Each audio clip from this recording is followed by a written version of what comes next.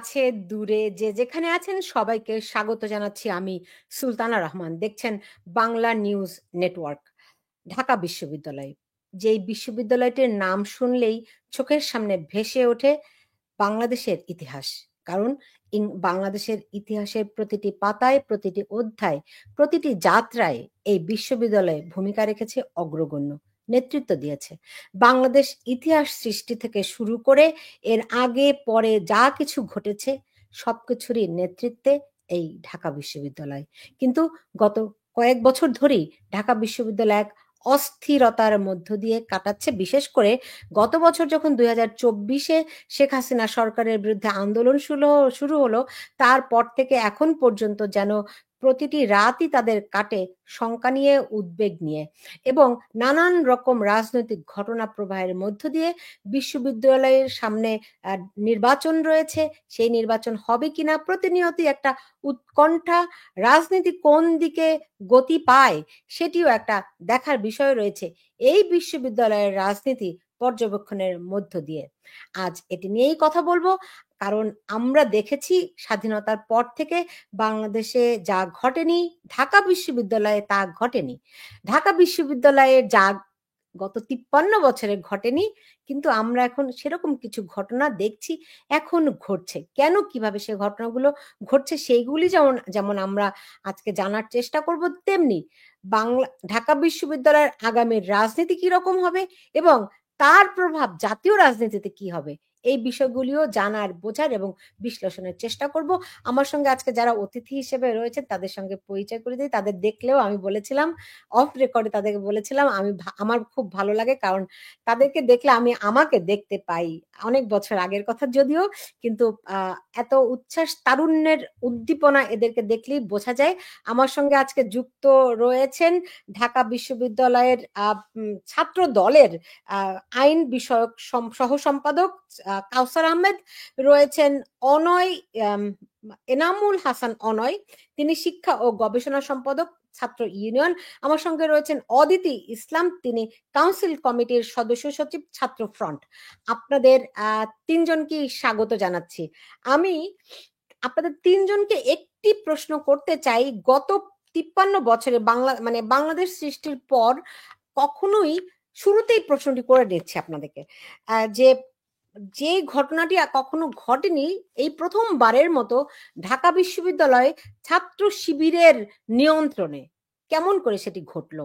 আমি যদি প্রথমে জানতে চাই কাউসার আহমেদ, আপনার কাছে। ধন্যবাদ আপনাকে আমাকে এখানে কথা বলার সুযোগ করে দেওয়ার জন্য। তো আমি আপনার প্রশ্নের সাথে দ্বিমত পোষণ করছি যে আপনি বললেন যে হচ্ছে ছাত্র শিবিরের দখলে স্বাধীনতার ৫৩ বছরের পর ঢাকা ইউনিভার্সিটি। এটা একদমই ঠিক নয়, এটা একদম ভুল। যদি স্বাধীনতার ৫৩ বছর পরে ছাত্র শিবিরের দখলে থাকতো, তাহলে ছাত্র শিবির রাজাকার যারা ছিল, স্বীকৃত রাজাকার, তাদের ছবি টিএসসিতে টানানোর পর সেটা হচ্ছে সরিয়ে ফেলতে বাধ্য হতো না। শিক্ষার্থীদের চাপের মুখে বা শিক্ষার্থীদের প্রতিবাদের মুখে ঢাকা বিশ্ববিদ্যালয়ের ছাত্র শিবির বা যারা এটা আয়োজন করেছে তারাই কিন্তু এটা সরিয়ে নিতে বাধ্য হয়েছে। এবং হচ্ছে সকল হয়তোবা তারা বট আইডি দিয়ে বা এটা দেখানোর চেষ্টা করে যে হচ্ছে আমরা আমাদের দখলে কমেন্ট কোন একটা পোস্টে সকল ছাত্র শিবিরের বট অ্যাকাউন্ট লাভ রিয়েক্ট দিয়ে কমেন্ট করে দেখাতে পারে যে না আমাদের প্রতি পজিটিভ ইন্টেনশন আছে, এগুলা থাকতে পারে। কিন্তু এটা বাস্তব চিত্র না, বাস্তব চিত্র ভিন্ন। শিক্ষার্থীরা কখনোই স্বাধীনতা বিরোধী বা বাংলাদেশের অস্তিত্বের যারা বিশ্বাস করে না, যারা এটার বিরোধিতা করেছিল বা যারা ৭১-এ হচ্ছে আমাদের মা বোনদের সম্ভ্রম, আমাদের মুক্তিযুদ্ধের বিরুদ্ধে আমাদের দেশের মানুষকে যারা গুলি করে মেরে আলবদর আল শামস বাহিনীর সাথে যারা যুক্ত ছিল, তাদেরকে কখনোই ঢাকা বিশ্ববিদ্যালয়ের শিক্ষার্থীরা কখনোই মেনে নিবে না, এখনো মেনে নেয়নি। বিধায় ঢাকা বিশ্ববিদ্যালয় তারা যখনই কোনো ধরনের কোনো অপকাজ করতে ট্রাই করে, তখন ঢাকা বিশ্ববিদ্যালয়ের শিক্ষার্থীরা সকলে মিলে দ্ব্যর্থ কণ্ঠে সেটার প্রতিবাদ করে। এবং ভবিষ্যতেও এটা থাকবে, কোনো স্বাধীনতা বিরোধী কোনো সংগঠন বা কোনো অপশক্তিকে ঢাকা বিশ্ববিদ্যালয়ের শিক্ষার্থীরা, বাংলাদেশ জাতীয়তাবাদী ছাত্রদল ঢাকা বিশ্ববিদ্যালয় সহ বাংলাদেশের স্বাধীনতার প্রশ্নে যারা তারা কখনোই প্রশ্রয় দিবে না বলে আমি মনে করি। এবং আমি মনে করি, আমি তো রেগুলার স্টুডেন্ট, মাত্র 4th ইয়ারে পড়ি। 4th ইয়ার শেষ হলো কিছুদিন আগে। তো আমি সাধারণ সকল শিক্ষার্থীদের সাথে মিশি, তাদের মতামত জানার চেষ্টা করি। তো আমি এই গ্রাউন্ড রিয়ালিটি থেকে বলতে পারি, আপনি যে কথাটা বলেছেন যে ছাত্র শিবিরের দখলে, সেটা না। হ্যাঁ, এটা ঠিক যে ছাত্রলীগ তাদের যেভাবে দমিয়ে রেখেছিল, সেটার পর 5 আগস্টের পরে তারা একটু সম্মুখ সারিতে এসেছে, তবে তাদের দখলে নয়। জি, হয়তো আপনার কথা ঠিক শুনে অনেকেই আশাপ্রদ হবেন। অদিতি ইসলাম, আপনিও কি একমত কিনা, 1 নম্বর প্রশ্ন। 2 নম্বর প্রশ্ন, ঢাকা বিশ্ববিদ্যালয়ে কোনোদিন ছাত্র শিবির এরকম চিত্র প্রদর্শনী আয়োজন করতে পেরেছে? এরকমটি তো কোনোদিন ঘটেনি। সরিয়ে নিয়েছে পরে, সেটি একটি পর্যায়ে বলতে পারেন, কিন্তু এরকম আয়োজনেরই তো কোনোদিন করার চেষ্টা করতে পারেনি। কিভাবে সেটি সম্ভব হলো? অদিতি, আপনার আনমিউট করতে হবে। হ্যাঁ, ধন্যবাদ। আমি একটু বলে নেই, অদিতিকে আমার খুব খুব পছন্দ, যদিও এই প্রথম অদিতির সঙ্গে আমার কথা হচ্ছে। অদিতিকে আমি 5ই আগস্টের পরে প্রথম চিনেছিলাম তার নানান রকম বক্তব্য থেকে। তার ভাষণও দারুণ জ্বালাময়ী। অনেক ধন্যবাদ, অনেক ভালো লাগে অদিতিকে। আচ্ছা, ধন্যবাদ। এখানে তো আসলে একটা গুরুত্বপূর্ণ প্রশ্ন আসছে যে ঢাকা বিশ্ববিদ্যালয় হচ্ছে ছাত্র শিবিরের দখলে। আসলে যেটা হয় যে কথা বলে যা দেখছো তা না, যা শুনছো সেটা ঠিক সেরকম না। তো একটা হচ্ছে যে প্রচার, তারা প্রচন্ড মাত্রায় প্রচার করছেন, তারা খুব ভাবে দেখানোর চেষ্টা করছেন যে ঢাকা বিশ্ববিদ্যালয় হচ্ছে ইসলামী ছাত্র শিবির খুব দোর্দণ্ড প্রতাপে তাদের রাজনীতিটা করছে। একটা বিষয় কি, যে সেটা প্রচার মাধ্যমে করুক, দেখানোর চেষ্টা করুক আর যাই করুক, কিছু মাত্রায় তো তারা আসলে করছেই। এখন এই জায়গাটা আসলে তৈরি হলো কিভাবে? আমি যদি একটু 5 আগস্ট পরবর্তী সময়গুলোতে যাই, আমি দুইটা সময় প্রেক্ষিতে আলোচনাটা করব, 5 আগস্টের পূর্বে এবং 5 আগস্টের পরে। 5 আগস্টের পরবর্তীতে আহ এই বৈষম্য বিরোধী ছাত্র আন্দোলন যেটা ছিল আমাদের পুরো গণ অভ্যুত্থানের আশা আকাঙ্ক্ষার একটা প্রদীপ, সেই প্ল্যাটফর্মটাই 7 আগস্ট অথবা 8 আগস্ট, আমার ডেটটা 7-8-এর মধ্যেই হবে, তারা একটা সংবাদ সম্মেলন করেছিলেন সাংবাদিক সমিতির অফিসে, যে লিয়াজো কমিটি নামে একটা সংবাদ সম্মেলন, লিয়াজো কমিটির প্রকাশ নিয়ে। এই লিয়াজো কমিটি হচ্ছে অন্তর্বর্তীকালীন সরকারের সাথে এই একটা হচ্ছে ট্রানজিশনাল পয়েন্ট হিসেবে, বা একটা প্রেসার গ্রুপ হিসেবে, বা একটা হচ্ছে চাপ প্রয়োগকারী জায়গা থেকে এই কাজটা করবে। 12ই আগস্ট সোমবার 2024 সালে তারা হচ্ছে টিএসসি অডিটোরিয়ামে ঢাকা বিশ্ববিদ্যালয়ের সাথে ক্রিয়াশীল সকল ছাত্র সংগঠন, বামপন্থী ডানপন্থী সব ছাত্র সংগঠনকে তারা লিয়াজো কমিটির বৈঠকে রাখেন। তো এই যে বৈঠকে, এই বৈঠকের এজেন্ডাটা কি ছিল? এই বৈঠকের এজেন্ডাই ছিল যে ঢাকা বিশ্ববিদ্যালয়ে বাংলাদেশ ইসলামী ছাত্র শিবির রাজনীতি করতে পারবেন কিনা। দ্বিতীয় এজেন্ডা ছিল ঢাকা বিশ্ববিদ্যালয়ে ছাত্র রাজনীতি হবে কি হবে না। এখন যদি আমি দুটো এজেন্ডাকে একটু দেখি, পরস্পর সাংঘর্ষিক একটা এজেন্ডা, যে এক তো তারা বলছেন ঢাকা বিশ্ববিদ্যালয়ে ছাত্র শিবির রাজনীতি করতে পারবে কি পারবে না, এটা নিয়ে তারা সংগঠনের সাথে আলাপ করতে এসেছেন। আবার বলতেছে রাজনীতি তারা মানে ক্যাম্পাসে ছাত্র রাজনীতি থাকবে কিনা। এটার সাথে যদি একটু ধারাবাহিক ভাবে আমরা দেখি, যে পরবর্তীতে ওই মিটিং গুলোতে হচ্ছে অনেক আমাদের বামপন্থী সংগঠনও আসলে সেখানে যুক্ত হয়েছিলেন এবং ছাত্রদলও সেই মিটিং গুলোতে ছিলেন। এখন যেটা বিষয় হচ্ছে যে আপনার এখানে একটা বিষয় আছে যে 90-এর গণ অভ্যুত্থানের পরে আপনারা জানেন যে পরিবেশ পরিষদ নামে একটা ম্যান্ডেট তৈরি হয়েছিল। এই যে 90-এর গণ অভ্যুত্থানের পরে আমাদের যে অপরাজেয় বাংলা ভাস্কর্যটা আছে, সেই ভাস্কর্য কিন্তু এই ঢাকা বিশ্ববিদ্যালয়ের যে ছাত্র শিবির, তৎকালীন ছাত্র শিবির নেতৃবৃন্দ তারা ভাঙতে গিয়েছিলেন।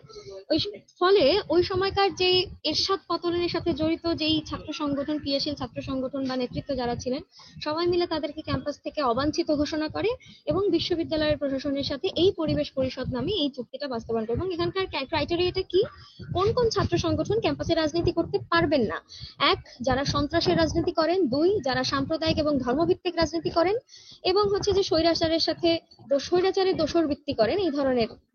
তো দেখেন, এই জায়গা থেকে তো ছাত্র শিবির আগে থেকেই অবাঞ্ছিত, তাহলে তাদেরকে পুনর্বাসিত করার আয়োজনটা কিন্তু ওই লিয়াজো কমিটির বৈঠক থেকে শুরু হয়েছে। এবং সেইটার ধারাবাহিকতায় যেটা হলো যে ক্যাম্পাসে ছাত্র রাজনীতি চলবে না, এরকম করে একটা মুহুর্মুহু ক্যাম্পেইনিং, মুহুর্মুহু মিছিল, ক্যাম্পাসে, হলে, একাডেমিক এরিয়ায় কোথাও কোনো ছাত্র রাজনীতি চলবে না। এবং হচ্ছে যে হল প্রতিনিধি তৈরি করা হয়েছিল ঢাকা বিশ্ববিদ্যালয়ের প্রত্যেকটা হল থেকে। সেই হল প্রতিনিধিদেরকে নিয়ে সেপ্টেম্বর মাসে হচ্ছে সিনেট একটা মিটিং বসে। সেই মিটিং এ হাসনাত আব্দুল্লাহ, সার্জিস আলম, তারপর হচ্ছে আবু বাকের মজুমদার, এরকম সহ হল প্রতিনিধিদের যারা যেসব শিক্ষার্থী সেখানে ছিলেন, প্রশাসন সেখানে ছিলেন, ভিসিরা ওখানে ভিসি ছিলেন, প্রক্টর ছিলেন, তাদের সম্মুখে তারা চিৎকার করে করে বলছেন কোনো সাংগঠনিক লেজুর ভিত্তিক কোনো প্রকাশ্য কোনো রাজনীতি চলবে না। সেখানে কিন্তু একটা প্রশ্ন এসেছিল, তাহলে কি গুপ্ত রাজনীতি চলবে? সেটা কিন্তু অমীমাংসিত থেকেছিল এবং লিয়াজো কমিটির আলোচনাগুলো অমীমাংসিত থেকেছিল। ছাত্র রাজনীতি চাই না বলে যেই ছাত্ররা গলা ফাটিয়ে চিৎকার করেছিলেন, তারাই কিন্তু পরবর্তীতে গর্বের সাথে তাদের রাজনৈতিক পরিচয় নিয়ে আত্মপ্রকাশ করেছেন। এবং আমরা দেখলাম যে এখন যারা বাংলাদেশ গণতান্ত্রিক ছাত্র সংসদে আছেন বা আহ এই ধারায় আছেন, তারা কিন্তু আবার তাদেরকে অ্যাপ্রিসিয়েটও করে ফেসবুক পোস্ট দিয়েছেন।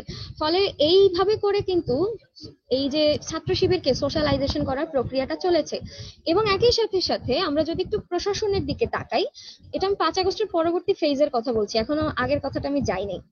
তো প্রশাসনের দিকে আমরা যদি তাকাই, আমরা যারা বৈষম্য বিরোধী ছাত্র আন্দোলন করেছি, আমরা বৈষম্য বিরোধী ছাত্র আন্দোলনে ক্যাম্পাসের শিক্ষার্থীরা কর্মসংস্থানের দায়িত্ব রাষ্ট্রের, আমরা একটা চাকরি চাই, বৈষম্যহীন ক্ষেত্র চাই, চাকরি ক্ষেত্রে, সেটার জন্য আমরা লড়াই করেছিলাম। তো সেটার প্রেক্ষিতেই তো গণ অভ্যুত্থানটা হলো। তাহলে দেখেন, এই যে আমরা কিন্তু আন্দোলনের সময় জানতামই না ওখানে শিবির আছে না কে আছে, এখানে কোনো শিবিরেটাকে আমরা আন্দোলন করতে যাইনি। ফলে সাধারণ শিক্ষার্থী আমরা যারা আছি এবং আমরা যারা সক্রিয় রাজনীতিটাও করি, আমরা কিন্তু জানি না সেখানে শিবির আছে। ফলে আমরা যেটা দেখলাম যে 5 আগস্ট পরবর্তী সময়ে নাহিদ ইসলাম বা পরবর্তীতে নাহিদ ইসলাম অনেক পরে বলেছেন, কিন্তু তার পূর্বে ক্যাম্পাসের যে নেতৃবৃন্দ তারা কিন্তু বিভিন্নভাবে বলেছেন যে না, এখানে তো শিবিরের ভূমিকা আছে, অথচ আমরা জানি না যে আন্দোলনের ভিতরে শিবির আছে বা এরকম কিছু। ফলে দেখেন, মানে ওনারা যেটা করলেন, জুলাই গণ অভ্যুত্থানের স্টেক ছিল জনগণের, এখানে শিবিরের কোনো ভূমিকাই ছিল না। তারা ইচ্ছাকৃতভাবে এখানে শিবিরকে ত্যাগানোর চেষ্টা করছে, শিবিরকে হচ্ছে বৈধতা দেওয়ার চেষ্টা করছেন এবং ছাত্রদের যে ভূমিকা সেই ভূমিকাকে প্রশ্নবিদ্ধ করছেন। ফলে যেটা হয় যে প্রশাসনও এখানে যে প্রশাসনিক মিটিং গুলো হয়েছে, ডাকসু নিয়ে অনেক রকম মিটিং হয়েছে, আচরণ বিধির মিটিং হয়েছে, তারপর হচ্ছে গঠনতন্ত্র নিয়ে, সংস্কার পর্যালোচনা নিয়ে মিটিং হয়েছে, সেগুলোতে তারা শিবিরকে ডাকার চেষ্টা করেছেন। আমরা তখন আমাদের সংগঠনের পক্ষ থেকে সেই মিটিং গুলোকে ওয়াকআউট করে বের হয়েছে এবং বর্জন করি। এবং সেই সময় থেকে আমরা পরিবেশ পরিষদকে কার্যকর করার এবং সন্ত্রাসী যে ছাত্রলীগ, এই স্বৈরাচারের ক্ষমতাসীন সংগঠনের যে ছাত্রলীগ, সেই ছাত্রলীগকে পরিবেশ পরিষদের নিষিদ্ধ সংগঠনের তালিকায় অন্তর্ভুক্ত করে পরিবেশ পরিষদকে কার্যকর করার দাবিটা করে আসছি। এখনো পর্যন্ত তারা সেই কাজটা করেননি। ফলে এই যে পয়েন্টগুলো, লিয়াজুর কমিটির বৈঠক, হলে এবং ক্যাম্পাসে ছাত্র রাজনীতি থাকবে না এরকম একটা অগণতান্ত্রিক সিদ্ধান্তে নিয়ে মিছিল করা এবং ছাত্রদের সেন্টিমেন্টকে সেখানে ব্যবহার করা, এবং ক্যাম্পাসে এই ধরনের কাজগুলোতে প্রশাসনের একটা মানে যে ভূমিকা, সেই ভূমিকায় আজকে 5 আগস্ট পরবর্তীতে শিবিরের এত বড় একটা স্পর্ধা তৈরি করার জায়গা তৈরি করেছে। আবার 5 আগস্টের পূর্বে আমি একটু বলছি যে 5 আগস্টের পূর্বে তাহলে ছাত্রদের মধ্যে আমরা যারা সক্রিয় রাজনীতি করি, আমাদের যেহেতু ইতিহাসটাকে একটু পড়তেই হয় কথা বলতে গেলে, সে জায়গা থেকে আমরা জানি যে এই ছাত্র শিবিরের ভূমিকা আসলে কি ছিল। 77 সালে যখন তারা আবার ইসলামী ছাত্র সংঘ থেকে ছাত্র শিবির নামকরণ করে যাত্রা শুরু করে, তখন রাজশাহী বিশ্ববিদ্যালয়, চট্টগ্রাম বিশ্ববিদ্যালয়গুলোতে তারা কি নৃশংস কার্যক্রমগুলো করেছেন।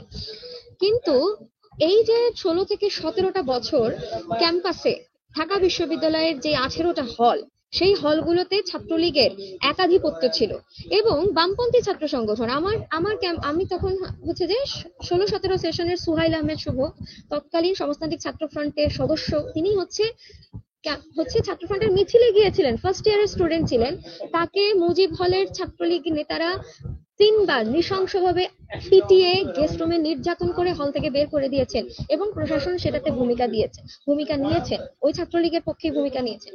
এবং ওই গেস্ট রুম গণরুম গুলোতে কি গ্রুমিং করা হতো ছাত্রলীগদের দ্বারা, তারা এই ছাত্রলীগই মুক্তিযুদ্ধের যে ইতিহাস, সেই মুক্তিযুদ্ধের একদলীয় রাজনৈতিক ইতিহাসকে ছাত্রদের সামনে নিয়ে এসেছেন।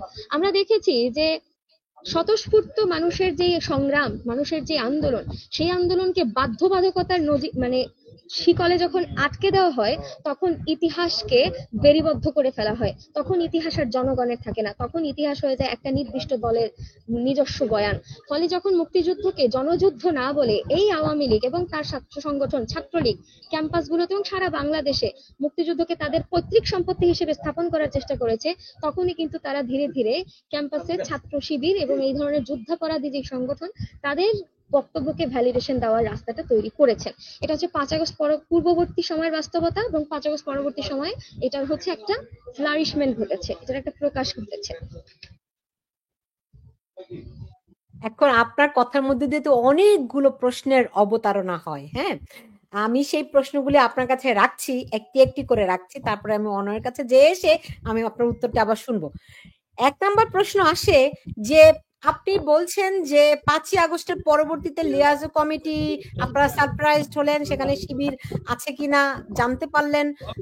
তো শিবির যখন আপনারা জানতে পারলেন এই আন্দোলনে শিবিরের ভূমিকা ছিল, তখন আপনারা কি ব্যবস্থা নিলেন, কি ব্যবস্থা নিতে পারলেন? 1 নাম্বার প্রশ্ন। 2 নাম্বার প্রশ্ন যে আজকে আপনি দেখুন সাদিক কায়েমকে আপনারা এই আন্দোলনের আগে চিনতেন নাকি চিনতেন না? তিনি কি করতেন, তার কি ভূমিকা ছিল, রাইট? তাহলে আপনাদের এই ক্ষেত্রে আপনাদের করণীয় কি হবে? শিবিরের তো এখন সভাপতি তিনি, রাইট? 3 নাম্বার প্রশ্ন, আপনি ছাত্রলীগের বিরুদ্ধে অভিযোগ করেছেন মুক্তিযুদ্ধ তারা পকেটজাত করেছে, তাদের পৈতৃক সম্পত্তি বানিয়েছে, আপনি বলেছেন যে নামই ডাকেন না কেন, মুক্তিযুদ্ধ বলুন আর জনযুদ্ধই বলুন, এটি বাংলাদেশের ইতিহাসের মূল ভিত্তি, তাই না? আমাদের ইতিহাসের মূল ভিত্তি।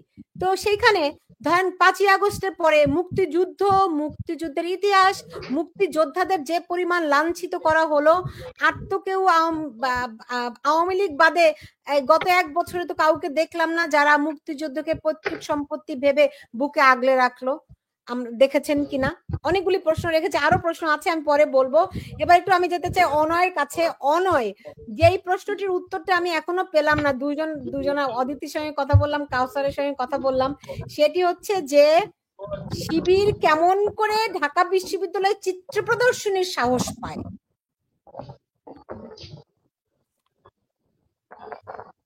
অনয়, আপনি আনমিউট করে নেন। আচ্ছা, সহ আলোচক সহ সবাইকে ধন্যবাদ যারা শুনছেন।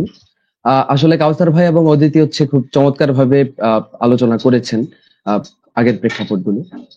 প্রথমে আমরা যেটা বলতে চাই আর কি, যে হচ্ছে বাংলাদেশে আমরা দেখেছি যে হচ্ছে মুক্তিযুদ্ধ বিরোধিতার একটা রাজনীতি চলে, এবং হচ্ছে মুক্তিযুদ্ধকে কুক্ষিগত করার একটা রাজনীতি চলে। এবং আমরা যারা হচ্ছে বাংলাদেশের আপামর লড়াইকে খুব করে ওন করি, এই দুর্ভাগা জনগণ যারা হচ্ছে সব সময় যে কোনো সময় যে কোনো ক্রান্তি লগ্নে হচ্ছে 52 থেকে শুরু করে 62, 69, 71, 90 এবং 24 পর্যন্ত আমরা যারা রাজপথে সবচেয়ে বেশি সরব ছিলাম, তাদের যে লড়াইগুলো সেগুলো বেহাত হয়ে যায়। আমরা গত 16 বছর দেখেছি যে হচ্ছে কিভাবে মুক্তিযুদ্ধকে ব্যবহার করার মধ্য দিয়ে আওয়ামী লীগ তার যাবতীয় দুঃশাসনকে এক ধরনের লেজিটিমেসি দেওয়ার চেষ্টা করেছে। আমরা দেখেছি মুক্তিযুদ্ধকে ব্যবহার করার মধ্য দিয়ে আওয়ামী লীগ বাংলাদেশের মাটিতে এক ধরনের, এবং সেই জায়গা থেকে যে তাকে বের করে আনার জন্য যে জুলাই অভ্যুত্থান হলো, আমরা মনে করি জুলাই অভ্যুত্থানের অন্যতম বুনিয়াদ লক্ষ্য ছিল এই যে আমাদের যে 71 পরবর্তী সময়ের না পাওয়া বাংলাদেশ, যেগুলো আমাদের মুক্তিযুদ্ধের গণ আকাঙ্ক্ষা ছিল, একটা বৈষম্যহীন সমাজ প্রতিষ্ঠার যেই স্বপ্ন আমাদের 30 লক্ষ শহীদের ছিল, সেই অপ্রাপ্তিগুলোকে আমরা আবারও পেতে চাই। আমরা বাংলাদেশের গণতান্ত্রিক বিনির্মাণ চাই। কিন্তু আমরা দেখলাম গত 5ই আগস্টের পর থেকে এখন পর্যন্ত নয়া মোড়কে এক ধরনের স্বৈরাচারী কাঠামো জেঁকে বসেছে। আমরা দেখলাম যে হ্যাঁ জি, আমি আপনারা কি, হ্যালো, আমাকে কি শোনা যাচ্ছে? হ্যাঁ, শুনতে পাচ্ছি। আপনি শুনতে পান? অনয়, আপনি শুনতে পান? আপনাকে আসলে আমি শুনতে পাচ্ছি না। আপনারা সরকার পতনের আন্দোলন করেছিলেন? আচ্ছা, অনয়, আপনি কন্টিনিউ করুন। আপনি শুনতে পান না আমার কথা, আমি বুঝতে পেরেছি। হ্যালো, জি, আপনি বলতে থাকুন। অনয়, আপনি বলতে থাকুন।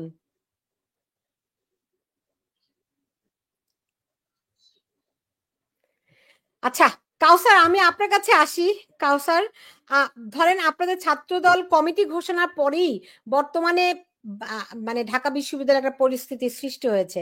তো এই দিক থেকে এরপর কর্তৃপক্ষ সিদ্ধান্ত নিল যে তারা ছাত্র রাজনীতি নিষিদ্ধ থাকবে, রাইট? তো এই ব্যাপারে আপনাদের অবস্থানটি কি হবে? জি, আমাদের গতকাল সকল 18টি হল কমিটি ঘোষণা করা হয়েছে, এবং ঘোষণার পর প্রতিক্রিয়াশীল কিছু গোষ্ঠী এবং শিক্ষার্থীদের মাঝখানে আমরা দেখেছি কিছু ছাত্র সংগঠন আহ, বাংলাদেশ গণতান্ত্রিক ছাত্র সংগঠন, ছাত্র সংসদ কিংবা ইসলামী ছাত্র শিবিরের যারা গুপ্ত বাহিনী, তারা শিক্ষার্থীদের উস্কে দিয়ে গতকাল রাত্রে যে ঢাকা বিশ্ববিদ্যালয়ে যে পরিস্থিতি সৃষ্টি করেছিল, মব তৈরি করেছিল, মব ক্রিয়েট করেছিল, সেটার পরিপ্রেক্ষিতে আহ, ঢাকা বিশ্ববিদ্যালয়ের প্রক্টর ঘোষণা করলেন গুপ্ত প্রকাশ্য সকল ধরনের রাজনীতি ঢাকা বিশ্ববিদ্যালয় থেকে, হল পর্যায় থেকে নিষিদ্ধ করা হলো। এখন এখানে আমার প্রথম প্রশ্ন যে ঢাকা বিশ্ববিদ্যালয় প্রক্টরের এই অথরিটিটা আছে কিনা যে উনি হচ্ছে হলের রাজনীতি নিষিদ্ধ করতে পারেন। আমার মনে হয় ঢাকা বিশ্ববিদ্যালয়ের অর্ডিন্যান্সটা যদি আমরা দেখি, তাহলে ঢাকা বিশ্ববিদ্যালয়ের অর্ডিন্যান্সে শিক্ষক, কর্মচারী, শিক্ষার্থী সকলের হচ্ছে পলিটিক্যাল রাইটসকে গ্যারান্টেড করা হয়েছে। তাহলে এখন যদি আপনি ছাত্র রাজনীতি হল পর্যায়ে নিষিদ্ধ করতে চান, তাহলে আপনার প্রথমে কি করতে হবে? আপনার হচ্ছে ঢাকা বিশ্ববিদ্যালয় অর্ডিন্যান্স সংশোধন করতে হবে।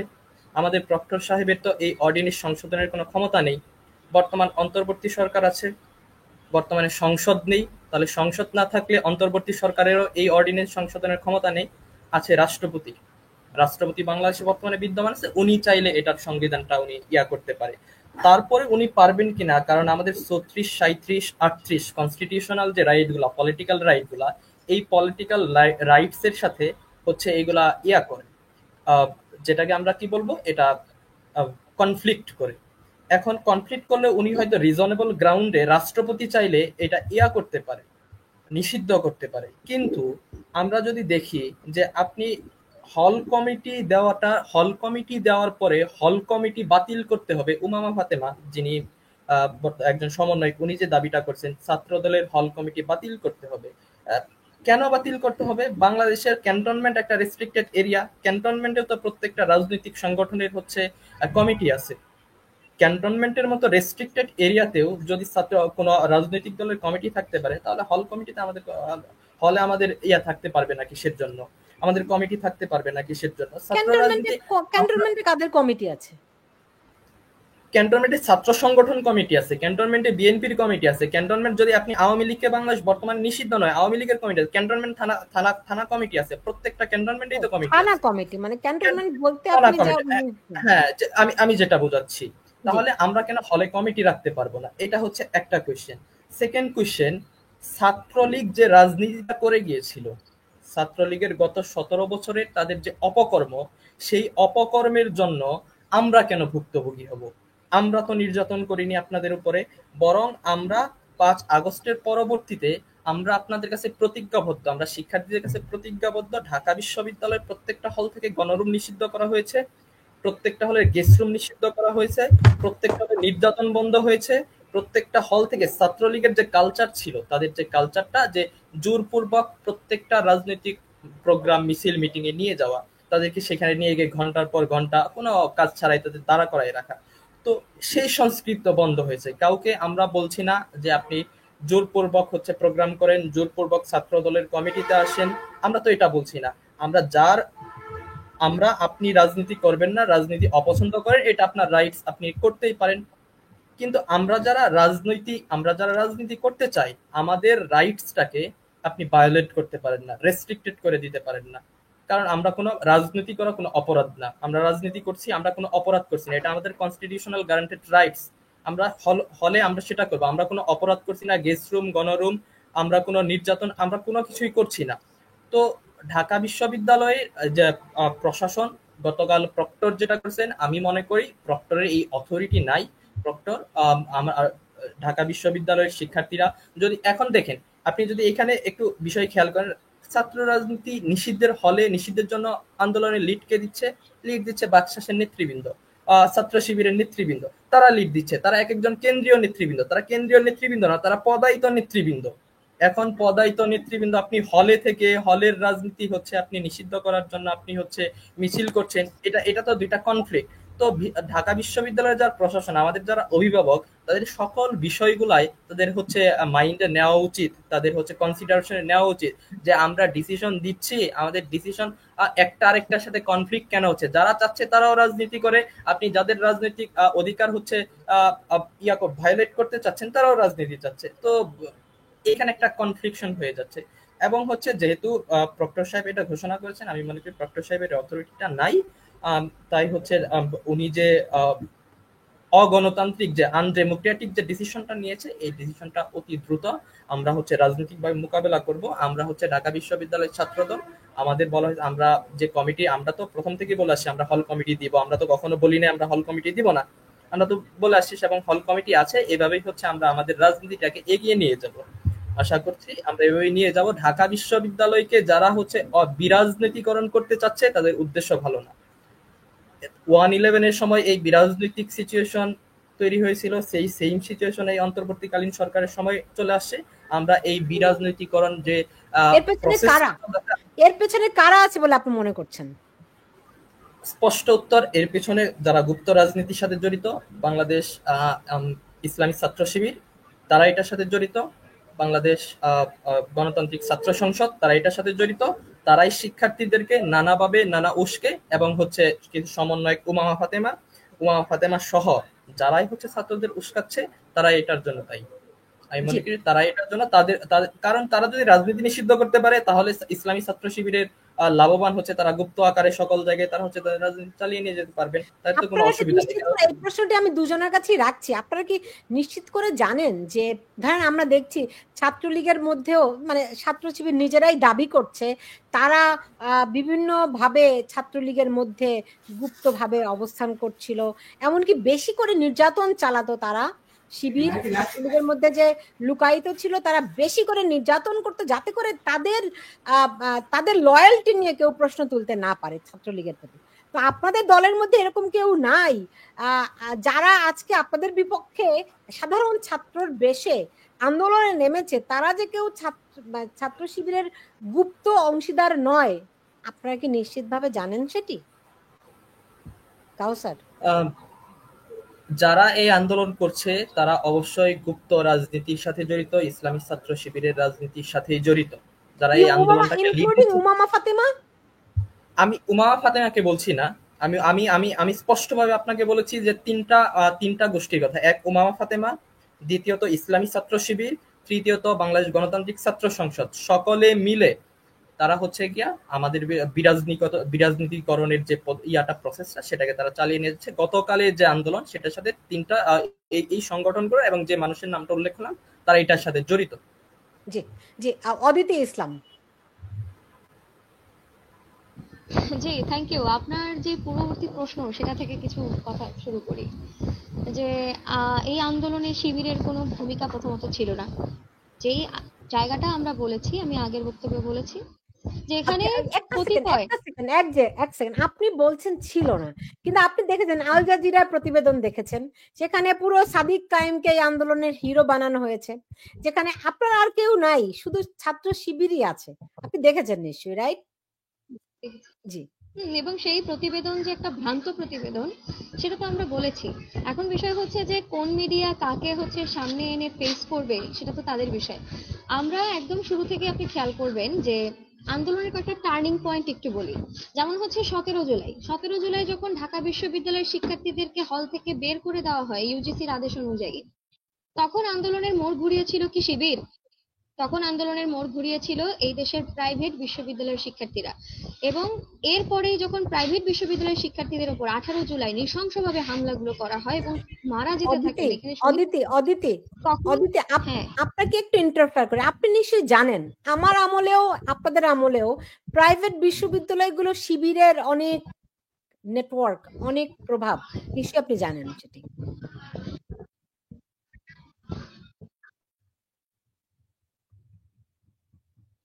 অদিতি কি আছেন, শুনতে পাচ্ছেন?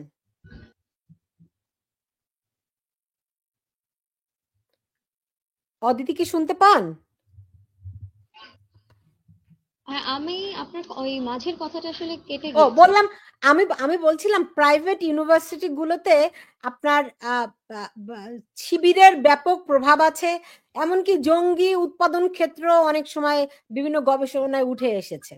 যখন আপনি আন্দোলনের টার্নিং পয়েন্ট বললেন, সেইখান থেকে আমি একটু আপনাকে ক্লু দিলাম আর কি। আপনি নিশ্চয়ই শহীদ মীর মুগ্ধের একটা ফেসবুক পোস্টও দেখেছেন, তিনি প্রাইভেট বিশ্ববিদ্যালয়ের স্টুডেন্ট ছিলেন। এবং দেখেন 18 জুলাই যে মীর মুগ্ধ, তিনি ফেসবুক পোস্টে কি বলছে যে এই আন্দোলনে তোমরা কেউ ভাত চাইতে আসবে না, এবং সেখানে স্পষ্টতই লীগ, দল এবং হচ্ছে শিবির এদের নামকরণগুলো করা ছিল। একটা বিষয় হচ্ছে যে এই যে কথাটা যে প্রাইভেট বিশ্ববিদ্যালয় হচ্ছে শিবিরের আখড়া, এটা একটা ইললিসিট জেনারেলাইজেশন। শিবিরের কাজ তো প্রত্যেকটা সংগঠনেই কিছু না কিছু মাত্রায় আছে, যেহেতু তারা গুপ্ত রাজনীতি করেন হয়তো তাদের থাকতেও পারে, কিন্তু একই সাথে প্রাইভেট বিশ্ববিদ্যালয়গুলোতে বামপন্থী ছাত্র সংগঠনের কিছু মাত্রায় হচ্ছে যোগাযোগ আছে। এবং আপনি দেখবেন যে বিশ্ববিদ্যালয়গুলোতে যখন ফি বৃদ্ধিকরণ বা বাণিজ্যিকীকরণের আন্দোলনটা, সেটা কিন্তু এই সংগঠনগুলোই করে থাকে, বামপন্থী সংগঠনগুলো। তখন কিন্তু আমরা কোনো শিবির টিবির দেখি নাই, বিগত 16-17 বছরে আমরা এইসব শিবির দেখি নাই। আর একটা টার্নিং পয়েন্ট যেটা হচ্ছে যে 6 জন সমন্বয়ককে যখন হচ্ছে ডিবি কার্যালয়ে আটক করে হচ্ছে যে জোরপূর্বক বয়ান দেওয়ানো হলো, তখন কি জনগণ কোনো সমন্বয়কের মুখের দিকে তাকিয়ে আন্দোলন করতে গিয়েছিল নাকি শিবিরের মুখের দিকে আন্দোলন করতে তাকিয়ে গিয়েছিল? জনগণ নিজের প্রশ্নে নিজের বিবেকের জায়গা থেকে আন্দোলনটা করতে গিয়েছিল। ফলে এখন এই সময় এসে বাকশাসের নেতারা বলেন বা শিবিরের নিজের নেতারা বলেন বা আল জাজিরা বলেন, এনারা যতই নিজেদেরকে দাবি করার চেষ্টা করুক না কেন, স্টেক সবসময় জনগণেরই ছিল। কিন্তু আন্দোলনে অকাতরে কিন্তু লড়াইটা অদিতি জনগণই অদিতি করেছিল। তাহলে গত জুলাইয়ে আপনারা কেন শিবির নিষিদ্ধের পক্ষে ছিলেন? জি, গত জুলাই বুঝি নাই মাসে আসলে। আপনারা তাহলে মানে শিবির নিষিদ্ধ থাকবে না এরকম একটা লিয়াজু কমিটির বৈঠকের সিদ্ধান্ত কেন নিয়েছিলেন? আমরা কোনো লিয়াজো কমিটির বৈঠকের সিদ্ধান্ত নেইনি। লিয়াজো কমিটির বৈঠকের সিদ্ধান্ত যারা নিয়েছেন, আপনি একটু হচ্ছে 7 এবং 8 আগস্টের সংবাদ সম্মেলনের ছবিগুলো একটু দেখবেন। ওখানে হচ্ছে মাহফুজ আলম ছিলেন বা বৈষম্য বিরোধী ছাত্র আন্দোলনের নেতারা ওখানে ছিলেন, এবং তারা অন্য সংগঠনগুলোকে 12ই আগস্ট হচ্ছে আহ্বান করেছে। সেখানে কিছু কিছু সংগঠন সেই লিয়াজো কমিটির বৈঠকে গিয়েছে। আমরা সমাজতান্ত্রিক ছাত্রফ্রন্ট সেই লিয়াজো কমিটির বৈঠকে তো যাই নাই, বরং তারা যে এজেন্ডাগুলো নিয়ে কথাবার্তা বলেছেন সেগুলোর যেমন আমরা কন্ডেম করেছি। পরবর্তীতে আমরা হচ্ছে মধুর ক্যান্টিনে সংবাদ সম্মেলন করি আমরা এবং বাংলাদেশ ছাত্র ইউনিয়ন, এই কথাগুলো এবং কিন্তু সেই সেভাবে সংবাদ আপনারা যে সম্মেলনে সেই বৈঠকে ছিলেন না, এই কথাগুলো ছাত্র ইউনিয়ন কি ছিল সেই লিয়াজু ছাত্র কমিটির বৈঠকে? হ্যাঁ, আমার শেষে অনয়দের সংগঠন ছিল না, অনয়দের যে বাংলাদেশ ছাত্র ইউনিয়ন তারা সেখানে ছিলেন না, আমরাও ছিলাম না। এবং বরং আমরা সেই বিষয়গুলোকে কন্ডেম করেছি এবং আমরা সেটার প্রেক্ষিতেই পরিবেশ পরিষদের কথাটাকে বারবার করে নিয়ে আসছি। পরিবেশ পরিষদ অনুযায়ী অবাঞ্ছিত সংগঠনগুলোর কথা বারবার করে নিয়ে আসছি যে এরা তো অবাঞ্ছিত, এরা রাজনীতি করারই অধিকার নেই। মানে ফলে এই যে জায়গাটা, এবং আপনি আরেকটা প্রশ্ন যেটা তুলেছেন যে সাদিক খানকে তো আমরা আসলেই চিনতাম না। সাদিক খানকে তো আমরা বরং যেটা দেখেছি, আমাদের যে ভিসি, সেই ভিসির সাথে আমরা দেখেছি যে আহতদেরকে দেখতে গিয়ে তার পাশে সাদিক কায়েম দাঁড়ানো আছে। সেটা নিয়ে আমরা প্রশাসনিক মিটিং এ তাকে প্রশ্ন করেছি যে আপনার পাশে, মানে যেহেতু আপনি তাদেরকে পরিচিত করাচ্ছেন যে তিনি শিবিরের সভাপতি, তাহলে আপনি কিভাবে জানেন যে ক্যাম্পাসে শিবিরের কমিটিও আছে? এই ধরনের প্রশ্ন কিন্তু আমরা আমাদের সংগঠনের জায়গা থেকে তাদেরকে করেছি। এবং যেটা হচ্ছে যে ফলে এই এই ধরনের যে এখন গায়ে পড়ে, গায়ে মানে না আপনি মোড়ল করে মানে যে কোনো গণ আন্দোলনের স্টেক নেওয়ার যে ক্যারেক্টার, সেটা আসলে আমি একটু বলতে পারলে বলা যায় যে ছাত্রলীগের শিক্ষাটা তারা আসলে ছাড়তে পারে না। ছাত্রলীগও যেমন করে হচ্ছে সবকিছু স্টেক সে নিজে নিতে চাইছে, শিবিরও ওই শিক্ষাটা আসলে ছাড়তে পারে না। এখন যেটা হচ্ছে যে মুক্তিযুদ্ধের ইতিহাস, মুক্তিযোদ্ধাদেরকে অবমাননা, বিভিন্ন স্থানে মাজার সহ সাংস্কৃতিক অঙ্গনগুলোতে হামলা, ভাস্কর্য ভাঙা, সেগুলোর বিরুদ্ধে প্রতিবাদ কিন্তু আমরাই করেছি। এই যে ঢাকা বিশ্ববিদ্যালয়ে 5 আগস্টে আপনি দেখবেন যে শামীম শিকদার নির্মিত যে ভাস্কর্যগুলো আছে, স্বাধীনতা ভাস্কর্য যেগুলো আছে ফুলার রোডে, সেগুলোর বিরুদ্ধে কথা, সেইগুলোর ভাঙার বিরুদ্ধে কিন্তু কথা আমরা বলছি, সেগুলো নির্মাণ করার দাবিগুলো আমরা করছি। এবং দেখবেন যে মুক্তিযুদ্ধের ইতিহাসকে অবমাননা করার যে জায়গাটা 71 থেকে 24, সেটার বড় নিদর্শন তো এই যে রাজাকারের বিরুদ্ধে ছবি প্রদর্শন করছে, সেটার বিরুদ্ধে গিয়ে আমরা আমরা স্লোগান দিয়ে আসছি। আমাদেরকে ওই সময় নারী শিক্ষার্থীদেরকে ভিডিও করতে চাচ্ছিল, আপত্তিকর ভিডিও করতে চাচ্ছিল, আমরা হাতে নাতে শিবিরকে ধরেছি, একজন শিবির কর্মীকে আমরা ধরতেও পেরেছি। ফলে দেখেন মুক্তিযুদ্ধের প্রশ্নে বামপন্থী ছাত্র সংগঠন, বিশেষ করে সমাজতান্ত্রিক ছাত্রফ্রন্ট, এই ধরনের কোনো মানে ইতিহাসের বিরুদ্ধাচরণ করবে, এই জায়গায় আমরা কখনোই সেই জায়গাটায় যাব না। বরং আমরা প্রতিবার এই জায়গায়, যেমন আমাদের ছাত্রফ্রন্টের জায়গা থেকে সেই জায়গাটা ছিল যে মুক্তিযুদ্ধের ইতিহাসের সঠিক যে প্রকৃত ব্যাখ্যা সেটাকে সামনে নিয়ে আসা, এবং মুক্তিযুদ্ধের স্টেককে জনগণের যুদ্ধ হিসেবে স্টেক দেওয়া, মুক্তিযোদ্ধাদের অবমাননার যে জায়গাগুলো সেগুলোর বিরুদ্ধে বিবৃতি দেওয়া সহ সেগুলোর বিরুদ্ধে আমরা প্রতিবাদ মিছিল করেছি। সংবিধান নিয়েও যে আলোচনা তারা করছেন, সংবিধানের 4 মূলনীতি নিয়েও যে আলোচনা করছেন, সেই 4 মূলনীতির আপনি দেখবেন যে আমাদের পার্টি বাসদ সহ 4টি সংগঠন ঐকমত্য কমিশনের সভাকে বর্জন করে চলে এসেছে সংবিধানের জি, 4 মূলনীতির আমরা প্রশ্নে। বুঝতে পেরেছি, ফলে কিন্তু তারপরও বাম সংগঠনগুলো কোনো না কোনো ভাবে একটা লেজিটিমেসি তো দিচ্ছেই। যেমন আপনি দেখুন, আপনি বললেন মীর মুগ্ধ প্রাইভেট বিশ্ববিদ্যালয়ের শিক্ষার্থী। না, মীর মুগ্ধ তো প্রাইভেট বিশ্ববিদ্যালয় না, সে খুলনা ইউনিভার্সিটির শিক্ষার্থী, রাইট? তো আপনি মানে আপনারা মানে কি আসলে লেজিটিমেট করতে চান? ধরেন আজকে যে শিবিরের যে উত্থান, আপনি যতই বলুন না কেন যে ভিসি তাদেরকে পরিচয় করিয়ে দিচ্ছে, আপনি যতই বলুন না কেন আপনারা প্রতিবাদ করছেন, আপনি যতই বলুন না কেন মুক্তিযুদ্ধের ভাস্কর্য, মুক্তিযুদ্ধের ইতিহাস সংরক্ষণের জন্য আপনারা বাম দলগুলো চেষ্টা করছেন, আমি জানি যে বাম দলের হয়তো অনেক বেশি মানে সংখ্যায় তারা হয়তো অনেক বেশি নয়, কিন্তু গুণগত দিক থেকে তারা অনেক বলিষ্ঠ, কোনো সন্দেহ নাই। কিন্তু আপনারা যখন বিভ্রান্তি ছড়ানোর কারণে পরিণত হন, তখন কিন্তু ওইটা ব্যাপকতা তৈরি করে, রাইট? আমি সো কি একটু আপনি যখন বুঝতে পারি যে বিভ্রান্তি ছড়ানোর কারণ যে বলছেন এটা ঠিক কিসের প্রেক্ষিতে, আমার সেটা বোঝাটা দরকার। ও মানে ধরেন আপনি বলছেন যে আপনারা প্রতিবাদ করছেন মুক্তিযুদ্ধের ইতিহাস সংরক্ষণের জন্য, মুক্তিযুদ্ধের ভাস্কর্য ভাঙার জন্য, আবার বলছেন যে একটা টার্নিং পয়েন্ট বেসরকারি বিশ্ববিদ্যালয়গুলো, কোনো সন্দেহ নাই বেসরকারি বিশ্ববিদ্যালয়গুলো আন্দোলনে একটা টার্নিং পয়েন্ট ছিল, কিন্তু তারা যে শিবিরের নিয়ন্ত্রণে ছিল সেটিকে আপনি আপনি স্বীকৃতি না দিয়ে বরং আপনি ঠিক বলতে কিভাবে করে আপনার কাছেও এটা মনে হচ্ছে যে বেসরকারি বিশ্ববিদ্যালয় মানেই সেটা শিবিরের নিয়ন্ত্রণ? মানে সেটার তো একটা আমার গাইডলাইন শুধু শিবির নয়, আপনি দেখুন হলি আর্টিজান দেখুন, আপনি এই যাবৎকাল বাংলাদেশের বিশ্ববিদ্যালয়গুলোতে জঙ্গি তৎপরতার যেই বিষয়গুলো ধরা পড়েছে, কোনোটি কি ঢাকা বিশ্ববিদ্যালয় থেকে এসেছে? নেভার। কোনোটি কি জাহাঙ্গীরনগর থেকে এসেছে? না। কোনো পাবলিক বিশ্ববিদ্যালয় থেকে এসেছে? নো। সবগুলো এই প্রাইভেট ইউনিভার্সিটি গুলো থেকে এসেছে, ইচ অ্যান্ড এভরি আবার ওয়ান। জি, আবার এই জঙ্গিবাদের বিরুদ্ধে কিন্তু প্রাইভেট বিশ্ববিদ্যালয়ের শিক্ষার্থীরাই নেমেছিল। ফলে তো হচ্ছে যে শুধুমাত্র অভিযোগের জায়গাগুলোকে যখন ইন্ডিকেট করা হয় এবং সেটাকে খুবই প্ল্যানফুলি ইন্ডিকেট করা হয়, তখন একটা বিচ্ছিন্ন বিষয়কে নিয়ে আসা হয়। তো প্রাইভেট বিশ্ববিদ্যালয়ে যদি এই ধরনের, এই যে হলি আর্টিজানের ঘটনাগুলো বলছেন, হলি আর্টিজান তো শুধু প্রাইভেট বিশ্ববিদ্যালয়ের ঘটনা না, হলি আর্টিজানের এই ঘটনা কিন্তু এটাও প্রমাণ করে যে বাংলাদেশ রাষ্ট্রের আইন শৃঙ্খলা পরিস্থিতির যে অবনমন, যে অবস্থা, সেগুলোকে সে আপনি নির্দেশ দেখুন করছে। আপনি আবার হ্যাঁ, কিন্তু টেনে রাষ্ট্রের আমরা ওই রাষ্ট্রের দায়িত্ব নিয়ে আলোচনাটাই ঠিক আছে। অদিতি, অদিতি, এবং সেটা প্রতিবাদে, আলোচনাটা এবং সেটা আলোচনাটা প্রতিবাদে আপনি এবং এমন জায়গায় যদি নিয়ে যান, ধরেন নারীর অধিকার তো প্রয়োজনই নাই, কারণ আপনি যদি সমাজে সাম্য প্রতিষ্ঠিত হয় নারীর অধিকার দরকার নাই। অর্থনৈতিক মুক্তি নিয়ে আলোচনা তো করার দরকার নেই, কারণ যদি একটা সাম্যতা প্রতিষ্ঠিত হয় তখন সবাই তো, আপনি যদি ওই ব্রডার পার্সপেক্টিভে যান এই আলোচনার কোনো শেষ হবে না। আমরা বরং একটু স্পেসিফিক থাকি বর্তমানে। না, ফলে আপনারা ফলে যে আমি একটু ছাত্র রাজনীতি আপনাকে নিষিদ্ধ, একটু বলছি। আপনারা যে ছাত্র রাজনীতি বন্ধের জন্য ঐক্যবদ্ধ হয়েছিলেন, আপনার কি মনে হয় এখন আপনারা সেখানে ফেসে গেছেন? জি, আমি বুঝিনি।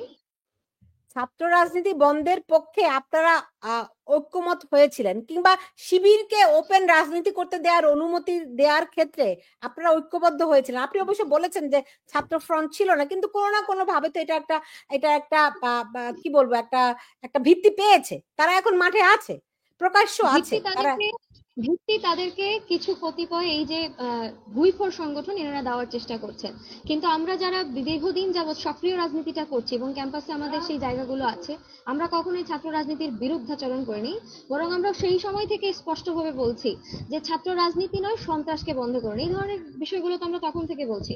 আপনি একটু খেয়াল করবেন যে পাঠ্যপুস্তক সংস্কার কমিশন করা হয়েছিল, আপনি জানেন যে সেখানে সামিনা লুৎফা নিত্রা সহ কামরুল হাসান মামুন স্যারদেরকে নেওয়া হয়েছিল, এবং সেই সময় কিন্তু ক্যাম্পাসে এই বৈষম্য বিরোধী ছাত্র আন্দোলন বলেছে কোনো ছাত্র সংগঠন তাদের ব্যানার দিয়ে কোনো সমাবেশ করতে পারবে না। তার বিরুদ্ধাচরণ করে কিন্তু আমরা হচ্ছে সেইটার প্রতিবাদ করে সমাবেশ করেছি, এই রাজু ভাস্কর্যেই করেছি। ফলে এই যে আরোপটা আপনি লাগাচ্ছেন যে আমরা ছাত্র রাজনীতি বন্ধ করার জন্য ঐক্যমত্য প্রকাশ করেছি, এটা একটা ভুল কথা। প্রথমত আমরা সেটার বিরোধিতা করেছি এবং বারবার এখনো বলছি, এটা নিয়ে এবার মনে হয় আমি 3বার বললাম যে এই ধরনের যে সাংঘর্ষিক এজেন্ডা নিয়ে তারা আলোচনা করে, সেই লিয়াজো কমিটিকে আমরা হচ্ছে যে কন্ডেম করেছি, এবং সেই লিয়াজো কমিটির বিরুদ্ধে আমরা পরিবেশ পরিষদের কথাটাকে নিয়ে এসেছি। এটা নিয়ে আমি 3বার করে একই কথাটা বলেছি। ফলে এখনো যদি আপনি সেই আরোপিত জায়গায় থাকেন, তাহলে সেটা আপনার ব্যক্তিগত বিষয় হতে পারে বা আপনি সেটাকে কোনোভাবে দেখানোর চেষ্টা করতে পারেন, কিন্তু বস্তুত ঘটনাটা ঠিক এরকম না। আমি তো সেটা বস্তুত ঘটনা কিরকম আমরা তো দেখুন আপনি যখন বস্তুত ঘটনাটা এটাই যে ক্যাম্পাসে যখনই ছাত্র রাজনীতির বিরুদ্ধে কোনো আক্রমণ করা হয়েছে তখন আমরা সেই বিরাজনীতিকরণের বিরুদ্ধে সংগঠিতভাবে সেই লড়াইটা তৈরি করার চেষ্টা করেছি। ছাত্রদের মধ্যে ছাত্র রাজনীতির মূল উদ্দেশ্যের জায়গাগুলোকে নিয়ে যাওয়ার চেষ্টা করেছি। কোনটা ছাত্র রাজনীতি আর কোনটা হল দখলদারিত্বের রাজনীতি, কোনটা ছাত্র রাজনীতি আর কোনটা সন্ত্রাসী রাজনীতি, সেই জায়গাগুলোকে আমরা পার্থক্য করার জন্য সেই জায়গাগুলোকে নিয়ে আমরা কাজ করেছি, এখনো করছে। ফলে ওই জায়গায় ঐক্যমত্যে যাওয়ার কোনো প্রশ্নই আসতে পারে না। যদি আমাদের এই ঐক্যমত্যের জায়গায় আসতো তাহলে আমরা কেন প্রশাসনের সাথে শিবিরের সাথে একসাথে মিটিং বসার ক্ষেত্রে ওয়াকআউট করে বের হয়ে আসতাম?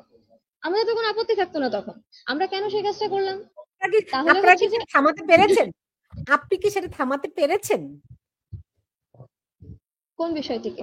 মানে শিবিরের সঙ্গে মিটিং, শিবিরের প্রভাব বিস্তার বন্ধ করা কি থামাতে পেরেছেন? শিবিরের বিস্তার বন্ধ করার প্রেক্ষিতে আমাদের যে আন্দোলন সেটা আমরা করেছি। কিছু মাত্রায় আমরা কিছু করতে পেরেছি, অনেকটা মাত্রায় আমরা করতে পারিনি। এখন সেই আলোচনা তো আমরা হতেই পারে যে কেন শিবিরের এই স্পর্ধাগুলো বাড়ানো হচ্ছে।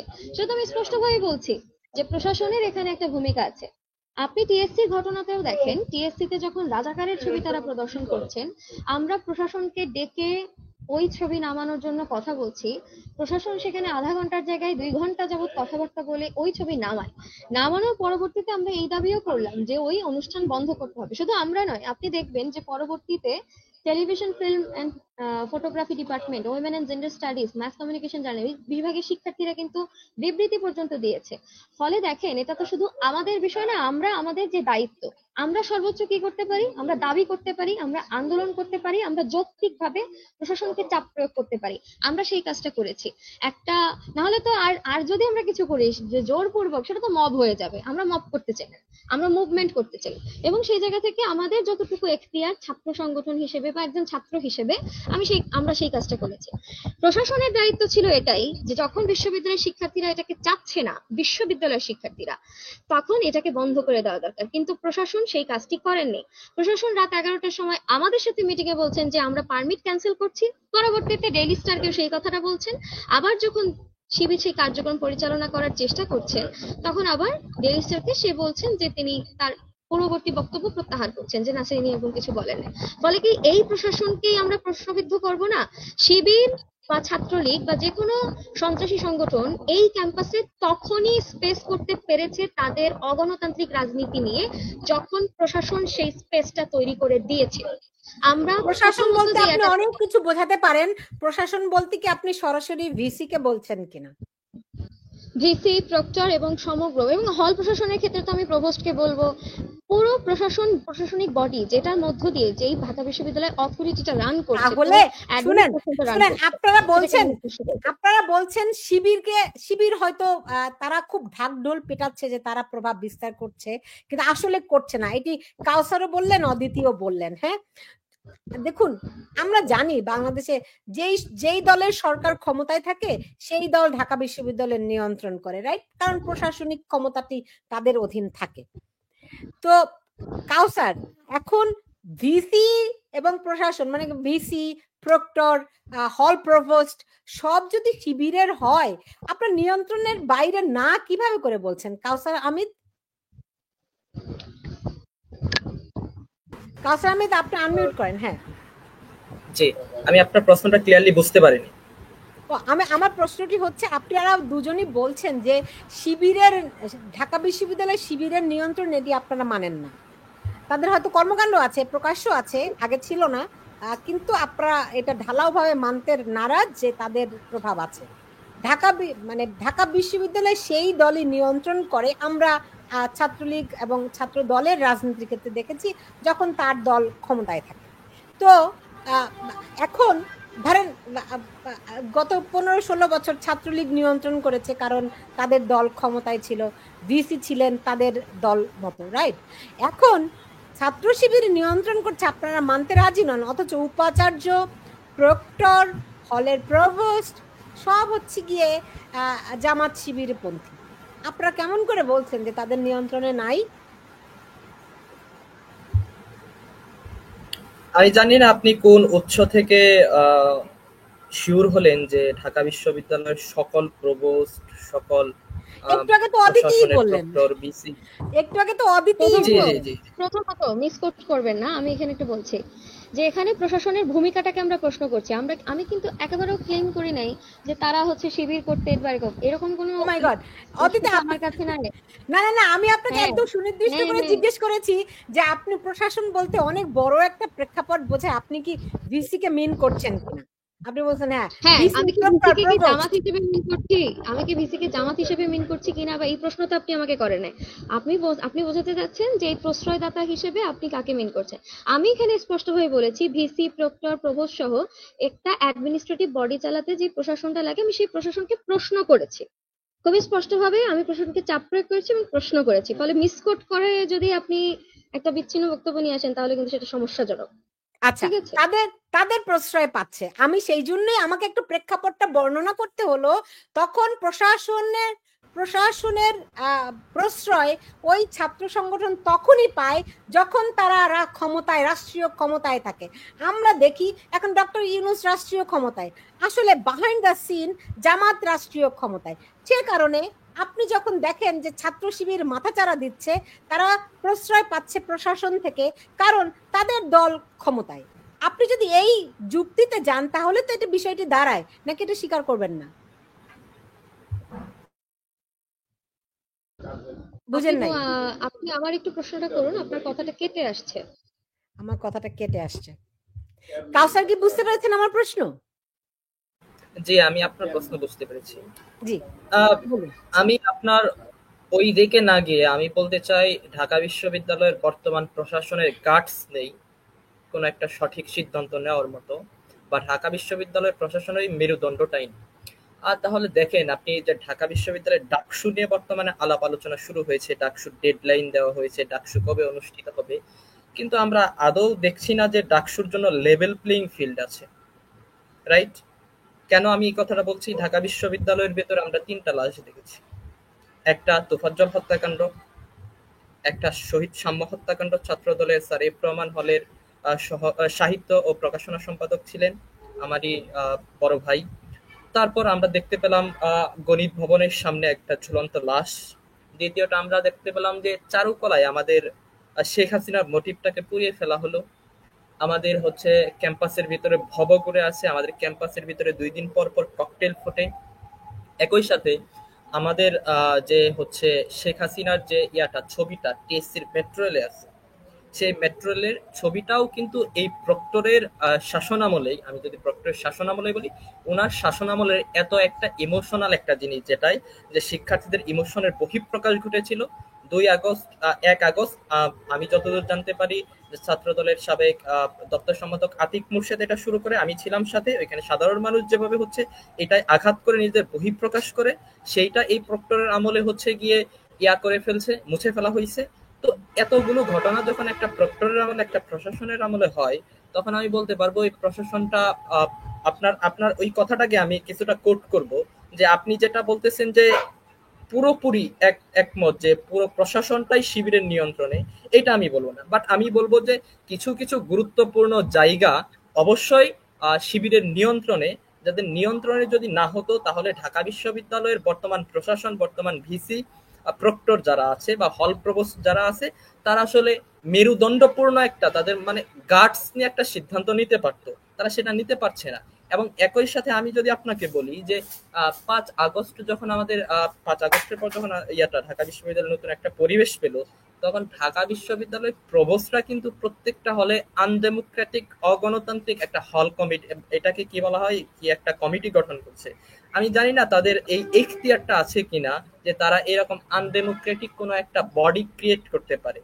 আম, তারা করেছে, এটার মাধ্যমে তারা কিন্তু ওই যে যাদেরকে ক্রিয়েট করা হয়েছে তারা অনলাইন ভোটের মাধ্যমে, বাট আমি আমার হলে আমি ভোট দিতে পারি নাই, আমি ভোট দিতে পারি নাই, তাহলে কার ভোটে তারা হচ্ছে গিয়ে নির্বাচিত হয়েছে? এরা কিন্তু হচ্ছে প্রশাসনের সকল হল প্রশাসনের সকল কর্মকাণ্ডে, তাদের সকল সিদ্ধান্তে কিন্তু হস্তক্ষেপ করছে, তারা ওইটার পার্ট হচ্ছে। তো এটা কিন্তু প্রশাসন করেছে। এবং আমি যদি আপনাকে এটা বলি যে হচ্ছে এই যে যারা হল প্রতিনিধি নির্বাচিত হয়েছে, তাদের বেশিরভাগ কিন্তু গুপ্ত রাজনীতির সাথে জড়িত, তাদের আমি স্পেসিফিক্যালি যদি বলি তারা হচ্ছে গিয়া বাংলাদেশ ইসলামী ছাত্র শিবিরের সাথে জড়িত। তারা কিন্তু, আমি একটা ঘটনা আপনাকে বলতে পারি যে একটা হলের, আমি হলটার নাম বলবো না, আমি যে ওই হলের কিছু টাকা পয়সা বন্টনের কথা, মানে শিক্ষার্থীদের নিড বেসিসে দেওয়া হবে, তো এইটা দিচ্ছে হচ্ছে আপনার হল প্রতিনিধিরা। তো ধরেন আমি কাউসার হামিদ, আমি এই প্রমাণ হলের সদস্য, আমার একটা, আমার ফাইন্যান্সিয়াল ক্রাইসিস আছে, আমি বিশ্ববিদ্যালয়ে 1,000 টাকা আমি নিব, তো আমার আমার কার কাছে গিয়ে ধর্ণা দিতে হচ্ছে? ধর্ণা দিচ্ছে হচ্ছে হল প্রতিনিধির কাছে, ওই শিক্ষার্থীর কাছে, শিক্ষার্থী প্রতিনিধির কাছে। কিন্তু এটা তাহলে কি হচ্ছে? আমি একটা শিক্ষার্থীর কাছে ছোট হচ্ছি। বরং যদি আমি ওই টাকাটার জন্য আমার টিচারের কাছে যেতাম, হয় প্রভোস্টের কাছে যেতাম, তাহলে কিন্তু উনি আমার বাবার মতো, ওনার, কিন্তু উনি না করে ওনাদের পছন্দ মতো ইসলামী ছাত্র শিবিরের যারা গুপ্ত রাজনীতির সাথে তাদের দিয়ে কিন্তু এই কাজগুলো করাচ্ছে। তো আমি আপনার এই কথার সাথে অবশ্যই আংশিক যে ঢাকা বিশ্ববিদ্যালয়ের প্রশাসন যেটা আছে, হল থেকে শুরু করে বিশ্ববিদ্যালয়ের প্রশাসন, এইখানে শিবিরের বা ইসলামী ছাত্র শিবিরের একটা মানে উনাদের প্রশাসনে উনাদের কিছু লোকজন আছে। তবে প্রশাসনের লোকজন আছে বলেই আপনি এই কথাটাকে আপনি বলতে পারেন না যে পুরাটাই ঢাকা বিশ্ববিদ্যালয়ের হচ্ছে তাদের হচ্ছে প্রভাবযুক্ত। প্রভাবযুক্ত যদি হতো তাহলে হচ্ছে তারা হচ্ছে মুক্তিযুদ্ধকে নিয়ে যে বিলিফাই করে, সেই বিলিফাইটা আমরা রুখে দিতে পারতাম না। আমরা হচ্ছে মুক্তিযুদ্ধের যে আমাদের যে আদর্শটা, সেটাকে আমরা কিন্তু এখন পর্যন্ত সমুন্নত রাখতে পেরেছি, ভবিষ্যতেও আমরা সমুন্নত রাখবো। হ্যাঁ, আপনি সেটা টু দা সাম এক্সটেন্ট আপনি এটা বলতে পারেন যে আমরা ব্যর্থ হয়েছি, বা ছাত্র সংগঠনের বিভিন্ন ক্ষেত্রে এগুলা, ওই যে আপনি চিত্র প্রদর্শনীর কথা বললেন, চিত্র প্রদর্শনী কেন হচ্ছে করতে দেওয়া হয়েছে, সেখানে হয়তোবা আমরা প্রশাসনকে ওইভাবে হচ্ছে গিয়ে করতে পারি নাই। প্রশাসন অনুমতি দিয়েছে, ছাত্র শিবির সেটা করছে, কিন্তু আমরা আমরা চাইলে কিন্তু আমাদের সেই সক্ষমতাটা আছে যে আমরা এটা ভেঙে চুরে ভেঙে গুড়িয়ে দিতে পারি। কিন্তু তাহলে সেটা কি হবে? তাহলে এটা শিবিরের হচ্ছে যে মব রাজনীতি, মবতন্ত্র যেটাকে বলছে, সেটাকে আমাদের হচ্ছে সাপোর্ট করা হচ্ছে। আমরা তো সেটাকে সাপোর্ট করতে পারি না। আমরা একটা ডেমোক্রেটিক পার্টি, আমি বাংলাদেশ জাতীয়তাবাদী ছাত্রদল একটা ডেমোক্রেটিক পার্টি। আমরা হচ্ছে কোনো আনডেমোক্রেটিক ওয়ে বেছে নিব না, যে যে আনডেমোক্রেটিক ওয়ের ভিত্তিতে আমরা একটা মব ক্রিয়েট করতে পারবো। তো আমরা সেই মবের প্রতি আমরা হচ্ছে উৎসুক না, ছাত্র শিবিরের মতো। এই কারণেই আমরা হচ্ছে বিশ্ববিদ্যালয়কে আমাদের রাজনৈতিকভাবে আমরা হচ্ছে মোকাবেলা করার চেষ্টা করছি। আমরা ভবিষ্যতে সেই চেষ্টাটা করে যাব, এবং বিশ্ববিদ্যালয় প্রশাসন সহ যারা এই ছাত্র শিবিরের এই ধরনের নোংরা কার্যকলাপকে তারা প্রশ্রয় দিচ্ছে, তাদেরকেও আমরা রাজনৈতিকভাবে মোকাবেলা করে যাব। এবং আমরা এই ক্ষেত্রে বলবো যে তারা হচ্ছে গিয়ে মেরুদণ্ডহীন টু দা সাম এক্সটেন্ট। আমি তাদেরকে এটাই বলবো, কারণ তাদের আমলে এত এত ঘটনা ঘটেছে, তাদের আমলে হচ্ছে আমাদের মুক্তিযুদ্ধকে বিলিফাই করা হয়েছে। এবং আপনি আমি এটার থ্রুতে আপনাকে একটা কথা বলছি যে ঢাকা বিশ্ববিদ্যালয়ের যে ডাকসু গঠনতন্ত্রে কিন্তু দুইটা জিনিস স্পষ্টভাবে বলা আছে, যে বর্তমানে অ্যামেন্ডমেন্টের মাধ্যমে একটা আনা হয়েছে, সেটা হচ্ছে যে মুক্তিযুদ্ধের চেতনাকে আমরা সমুন্নত রাখবো, একই সাথে 24-এর যে আন্দোলন, গণঅভ্যুত্থানটা হয়েছে, সাথে আমাদের যে গণতান্ত্রিক আন্দোলন, এটার চেতনাকে আমরা ধরে রাখবো। ঢাকা বিশ্ববিদ্যালয় প্রশাসন যখন হচ্ছে ডাকসু আয়োজনের কথা বলছে, একই সাথে প্যারালালি এমন কিছু ছাত্র সংগঠন আছে যারা হচ্ছে আমাদের 71-এর মুক্তিযুদ্ধ এবং আমাদের যে গণতান্ত্রিক যে আন্দোলনগুলো ছিল সেগুলোর বিরুদ্ধে ছিল। যেমন ছাত্রলীগ তো এটার বিরুদ্ধে, 24-এর এটার পুরোপুরি তারা বিরুদ্ধে অবস্থান নিচ্ছে। বিরুদ্ধে অবস্থান নেওয়ার পর ঢাকা বিশ্ববিদ্যালয় প্রশাসন আদতে কি করেছে? ছাত্রলীগের কাউসার, একটু প্রশ্ন আপনাকে করি। দেখুন, আমি সাদ্দামের সঙ্গে আমার এখানে একটা সাক্ষাৎকার ছিল, সেখানে তিনি নানানভাবে প্রমাণ করার চেষ্টা করেছেন যে ছাত্রলীগ আসলে শিক্ষার্থীদের উপর আক্রমণ করেনি। 15 জুলাই যে আক্রমণ হয়েছিল ওটি ছাত্রলীগ আগে করেনি, বরং বৈষম্য বিরোধীরাই তাদের উপর, মানে তারা যেখানে যেখানে সমাবেশ ডেকেছে সেখানে সেখানে পাল্টা সমাবেশ বৈষম্য বিরোধীরা ডেকেছে। আমি আপনার প্রশ্ন বুঝতে পেরেছি। আমি আমি আমি আমি স্পেসিফিক্যালি আপনাকে উত্তর দিতে চাই। যখন ওই দিন আমাদের উপর হামলা হলো, তো জগন্নাথ হল ছাত্রলীগের আইন সম্পাদক যিনি ছিলেন, আমি নামটা ভুলে গেছি, আমার ডিপার্টমেন্টেরই, তো সে হচ্ছে লাঠি সোটা নিয়ে ঢাকা মেডিকেলে দুইবার হামলা করছে। আমি খুব স্লাইটলি, আমি একজন আহত রোগীকে, সে যে আহত ছিল সেও হচ্ছে ছাত্রলীগ থেকে পদত্যাগকারী, তাদেরকে নিয়ে আমরা যখন হচ্ছে ইয়াতে ছিলাম, হাসপাতালে গিয়েছিলাম, আমাদের উপর তারা এমন ভাবে হামলা করছে যে আহত রোগীকে নিয়ে আমাদের ঢাকা বিশ্ববিদ্যালয়, ঢাকা মেডিকেলের নতুন বিল্ডিং এ এখন কোথায় জানেন নাকি? মানে সে পলাতক ঢাকা বিশ্ব, তাই গ্রেফতার করতে পারেনি, তাকে কিন্তু গ্রেফতার করতে পারেনি। এবং আমাকে বারবার ছাত্রলীগ থেকে জগন্নাথ হলের ভবতোষ চন্দ্র থেকে শুরু করে যারা আছে তারা আমাকে বারবার এখন পর্যন্ত হত্যার হুমকি দিয়ে যাচ্ছে। আমি জিডি করেছি, জিডির কোনো ব্যবস্থা নেওয়া হয়নি, বা তাদের নামে মামলা হয়েছে, পুলিশ তাদের মামলাও কোনো করেনি, বা বিশ্ববিদ্যালয় প্রশাসন যে তদন্ত কমিটি তাদের যে হচ্ছে যে নাটকের তদন্ত কমিটি, আমি বলবো যে নাটক উপস্থাপনা করে তারা যে তদন্ত কমিটি করছে, সেই তদন্ত কমিটির মাধ্যমে আদতে কিন্তু কোন ছাত্রলীগ নেতাকর্মীকে তারা বহিষ্কার করছে। বহিষ্কারের ভিতরে এমন দেখা গেছে যারা নিরপরাধ একজন ছিল আমার ডিপার্টমেন্ট, তাকেও এটার ভিতরে ইনক্লুড করেছে। তাকে হচ্ছে আপনার তার কথাও শুনে নাই, না শুনে করছে, বা এবং তারা এমন এমন কিছু কুখ্যাত ছাত্রলীগের সন্ত্রাসীদেরকে এই এই তালিকা থেকে বাদ দিয়েছে যারা সকলের চোখের সামনে হচ্ছে হামলা করছে। এবং এর ভিতরে অনেকেই শুধু শুধু তো আমি 24-এর আন্দোলনের কথা বলছি না, 24-এর আন্দোলনের আগেও ছাত্রলীগ তো শিক্ষার্থীদের উপর নির্যাতন করেছে। ছাত্র দলের যখন নতুন কমিটি হচ্ছিল তো ইয়ার সামনে আমাদের উপর হামলা করা হয়েছিল। তো তারা এদের ভিতরে অনেকেই এখনো হলে আছে। তো হলে থাকার পরে তার তো সন্ত্রাসী কর্মকাণ্ডের সাথে যুক্ত ছিল, তাদেরকে হচ্ছে ঢাকা বিশ্ববিদ্যালয় অথরিটি তাদেরকে বহিষ্কার করে নেয়, তাদের বিরুদ্ধে কোনো পানিশমেন্ট কোনো কিছুই ঢাকা বিশ্ববিদ্যালয় অথরিটি করে নেয়।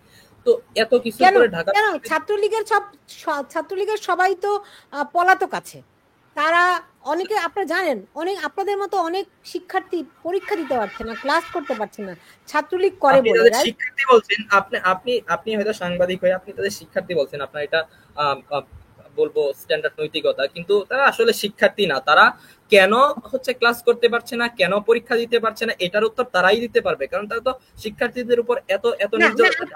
আপনার কাছে আমার প্রশ্নটি এটি নয়, কেন দিতে পারছে না বা পারছে না সেটি নয়। তো আপনি যাদের কথা বলছেন যারা এখনো হলে অবস্থান করছে, তারাও তো ছাত্রলীগেরই, কিভাবে তারা করছে হ্যাঁ, অবস্থান? প্রথমত কিছুদিন আগে হচ্ছে গণতন্ত্রে বাকশাসের যে হচ্ছে আহ, ইয়া আব্দুল কাদের, 9 দফার ঘোষক আব্দুল কাদের, উনি একটা কথা বললো যে, আর আরমান হোসেন এনসিপির কেন্দ্রীয় সংগঠক, তো উনি একটা কথা বললো যে ওনারা যেটা বললো যে ওনারা যে ছাত্রলীগের যাদেরকে হচ্ছে গিয়া মামলায় দিয়েছিল, ইসলামী ছাত্র শিবিরের সাদিক কাইম সহ অনেকেই তাদের সাথে যোগাযোগ করে বলেছে যে যারা ছাত্রলীগের সাথে যুক্ত ছিল যে এই নামগুলো তোমরা এখান থেকে প্রত্যাহার করে নাও। তো তো ঠিক আপনার কি মনে হয় একই ভাবে ছাত্রলীগের, দাঁড়ান, আপনার কি মনে হয় যে এই ছাত্রলীগের যারা হামলা করেছে তাদেরকে বাঁচানোর জন্য সাদিক কায়েম এখন সুপারিশ নিয়ে আসছে? তা আপনার কি মনে হয় তারা আসলে অবশ্যই আপনার কি মনে হয় তারা আসলে ছাত্রলীগ ছিল নাকি ছাত্র শিবির ছিল? তারা তারা ছাত্র শিবির। তো আমি আপনার কথা শুনে বলছি, তো এইরকম এরকম না, অনেকে যারা আপনার জিনিসগুলি আপনি কি আমি বুঝতে আমাকে পেরেছেন? বলতে দেন। হ্যাঁ, আমি আপনাকে বুঝাচ্ছি যে কোন ওয়েতে তারা হলে ছিল এবং কোন ওয়েতে তারা হলে আছে। আমি আপনাকে ক্লিয়ারলি পিকচারটা দিচ্ছি জি। যে এইটা একটা ওয়ে ছাত্রলীগের, তারা ছাত্র শিবিরের। দেন আরেকটা আছে যারা পদত্যাগ করেছে, সকল পদত্যাগ বা হচ্ছে আপনার, আমি এইটাকে বলবো যে লাল প্রোফাইল আমরা যখন করলাম, একটা করে লাল প্রোফাইল দিয়েছে। লাল প্রোফাইল দিয়ে তারা বোঝাচ্ছে যে ছাত্রলীগের অনেকেই আন্দোলনের শেষ দিকে যখন তারা বুঝতে পেরেছে যে শেখ হাসিনার পতন হয়ে যাবে, লাল প্রোফাইল একটা দিয়েছে, দিয়ে তারা বলতে যাচ্ছে যে আমরা মক্কায় গেলাম হজ করতে, হজের মাধ্যমে আমাদের সকল পাপাচার একদম ধুয়ে মুছে চলে গেছে, আমরা এখন হলে থাকতে পারবো। এখন আপনি যদি তাদেরকে কোনো কিছু বলতে যান, তাহলে বিশ্ববিদ্যালয় প্রশাসন মূলত তারা ওইভাবেই ওই একটা লাল প্রোফাইলের মাধ্যমেই তারা এখন হলে অবস্থান করছে, তারা হজ করে ফেলছে, মক্কার হাজি হয়ে গেছে তারা এক একজন। তারা ওই একইভাবে তাদের ওই যে পূর্বের পাপ ছিল সেটাকে ধুয়ে মিশে এখন হলে অবস্থান করছে। বিশ্ববিদ্যালয় প্রশাসনকে তাদের বিরুদ্ধে অভিযোগ দিল, বিশ্ববিদ্যালয় প্রশাসন গ্রহণ করছে না। আমি কেন জানি না, বিশ্ববিদ্যালয় প্রশাসন এগুলো গ্রহণ করছে না এবং আজকে 1 ডাকসু বছর হবে। পরে আমি বুঝতে পেরেছি। অদিতি, আজকে 1 বছর পরে এসে এই প্রশ্নটি কাউসার আপনার কাছেও রাখলাম। 1 বছর পরে এসে কি আপনাদের মনে হয় আপনাদের মূল প্রতিদ্বন্দ্বী কিংবা রাজনৈতিক রাজনৈতিক শত্রু শব্দটা বলতে চাই না, কি বলবো, রাজনৈতিক প্রতিপক্ষ কি ছাত্রলীগ নাকি ছাত্র শিবির? অদিতি? আমাদের মূল রাজনৈতিক প্রতিদ্বন্দ্বী হচ্ছে আমাদের এই সিস্টেমটা। প্রথমত হচ্ছে এই সিস্টেমের তাবেদারি যেই সংগঠন করবে সেই সংগঠনগুলোই হচ্ছে আমাদের রাজনৈতিক প্রতিপক্ষ। এখন সেটা বাংলাদেশ ছাত্রলীগ করুক, বাংলাদেশ ইসলামী ছাত্র শিবির করুক, আর অন্য যে দলই করুক, তারা আমাদের জি রাজনৈতিক প্রতিপক্ষ। জি, কাউসার হামিদ আপনার কাছে কি মনে হয়? আমি বলতে চাই আমাদের রাজনৈতিক প্রতিপক্ষ তারাই যারা 71-এ আমাদের বিরুদ্ধে ছিল, আমাদের স্বাধীনতার বিরুদ্ধে ছিল, যারা আমাদের মা বোনের সম্ভ্রম হানি করেছে এবং হচ্ছে এই যে 71-এ যে লক্ষ লক্ষ শহীদ হয়েছে তাদের হত্যা করেছে, এটার সাথে যারা যুক্ত ছিল। এবং গত 17 বছর যাবত যারা হচ্ছে শিক্ষার্থীদের উপর হামলা করেছে, নির্যাতন করেছে, গত জুলাই আগস্টের আন্দোলনের সময় শিক্ষার্থীদের উপর নির্মমভাবে নির্যাতন 16 করেছে, বছর আগে যারা এটা কাউসার হামিদ, 16 বছর আগে যখন আমি তখন বিশ্ববিদ্যালয়ের শিক্ষার্থী ছিলাম, এই কি বলে 16 বছর আগে যখন বিএনপি ক্ষমতায় ছিল, তখনও কিন্তু এই হলের ভিতরে তাদের ছাত্রদলের আধিপত্য ছিল, ছাত্রদল নির্যাতন করত, সিস্টেমটাই এরকম। তো আমার যেখানে যখন সাদ্দাম হোসেন এসেছিলেন, আমি তাকে জিজ্ঞেস করেছিলাম এইসব বিষয়গুলো নিয়ে, সে স্বীকার করেছে তাদের অনেক ভুল ত্রুটি ছিল। তো তাদের যদি ভুল ত্রুটি তারা স্বীকার করো, ধর এত বড় একটা বিপর্যয়, তারা নিশ্চয়ই অনেকভাবে নিজেদেরকে মূল্যায়ন করছে। আপনারা কি নতুন করে তাদেরকে মূল্যায়ন করছেন? নতুন করে আমরা কিভাবে তাদের মূল্যায়ন করতে, আমরা তাদেরকে একটা ভাবে মূল্যায়ন করতে পারি, তারা সন্ত্রাসী, তারা শিক্ষার্থীদের উপর হামলা করেছে, এইভাবে হামলা। এখন আপনি আমাকে হয়তো অনেক কিছু সাদ্দাম হোসেন বুঝ দিতে পারে, কিন্তু সাদ্দাম হোসেনের সংগঠনের যে ক্রোধের শিকার, তাদের নির্যাতনের শিকার আমি যেখানে নিজে শিকার, সেখানে তো আমি সাদ্দাম হোসেন আমাকে এসে 9-6 বোঝালেই যে আমি হচ্ছে সাদ্দাম হোসেনের কথাকে মেনে নিব, এটা তো হতে পারে না। সাদ্দাম হোসেন বলুক যে ছাত্রলীগ হচ্ছে মেয়েদের 15 জুলাই মেয়েদের উপর হামলা করেনি, সাদ্দাম হোসেন এসে বলুক যে ওই দিন তারা হচ্ছে গিয়ে হলে হলে হামলা করেনি, সাদ্দাম হোসেন বলুক যে হচ্ছে টিএসসি। ও কাউসার হামিদ, আপনি যদি এই কথা বলেন, আপনি 89 সালে কি হয়েছিল আপনি কি জানেন? ডাকসু ইলেকশনের পরে ছাত্রদলের এই যে অভি নিরু, তারা বিখ্যাত ছিল। আজকে এই যে কি অভি নামটা আমি ভুলে গেলাম, কি আনি, কি চৌধুরী আনি, শহীদউদ্দিন চৌধুরী আনি, হ্যাঁ শহীদউদ্দিন চৌধুরী অ্যানি, রাইট? অভি নিরু অ্যানি, এরা তখন অ্যানি ভাই সম্ভবত তখন প্রেসিডেন্ট ছিলেন ছাত্র দলের, রাইট? তারা রোকেয়া হলের মেয়েদেরকে কি নির্মম পিছিয়েছিল, আপনাদের কোনো ধারণা আছে? একটু পত্রিকা ঘাটবেন। আমি আপনাকে কোশ্চেন করতে চাই। পাবেন তো, তারপর তো সেই ছাত্রদলকে ক্যাম্পাসে রাজনীতি করার সুযোগ পেয়েছে তো, নাকি এই প্রথম? মানে ছাত্রলীগ একমাত্র সংগঠন যারা নির্যাতন করলো, কি মনে হয় আপনার?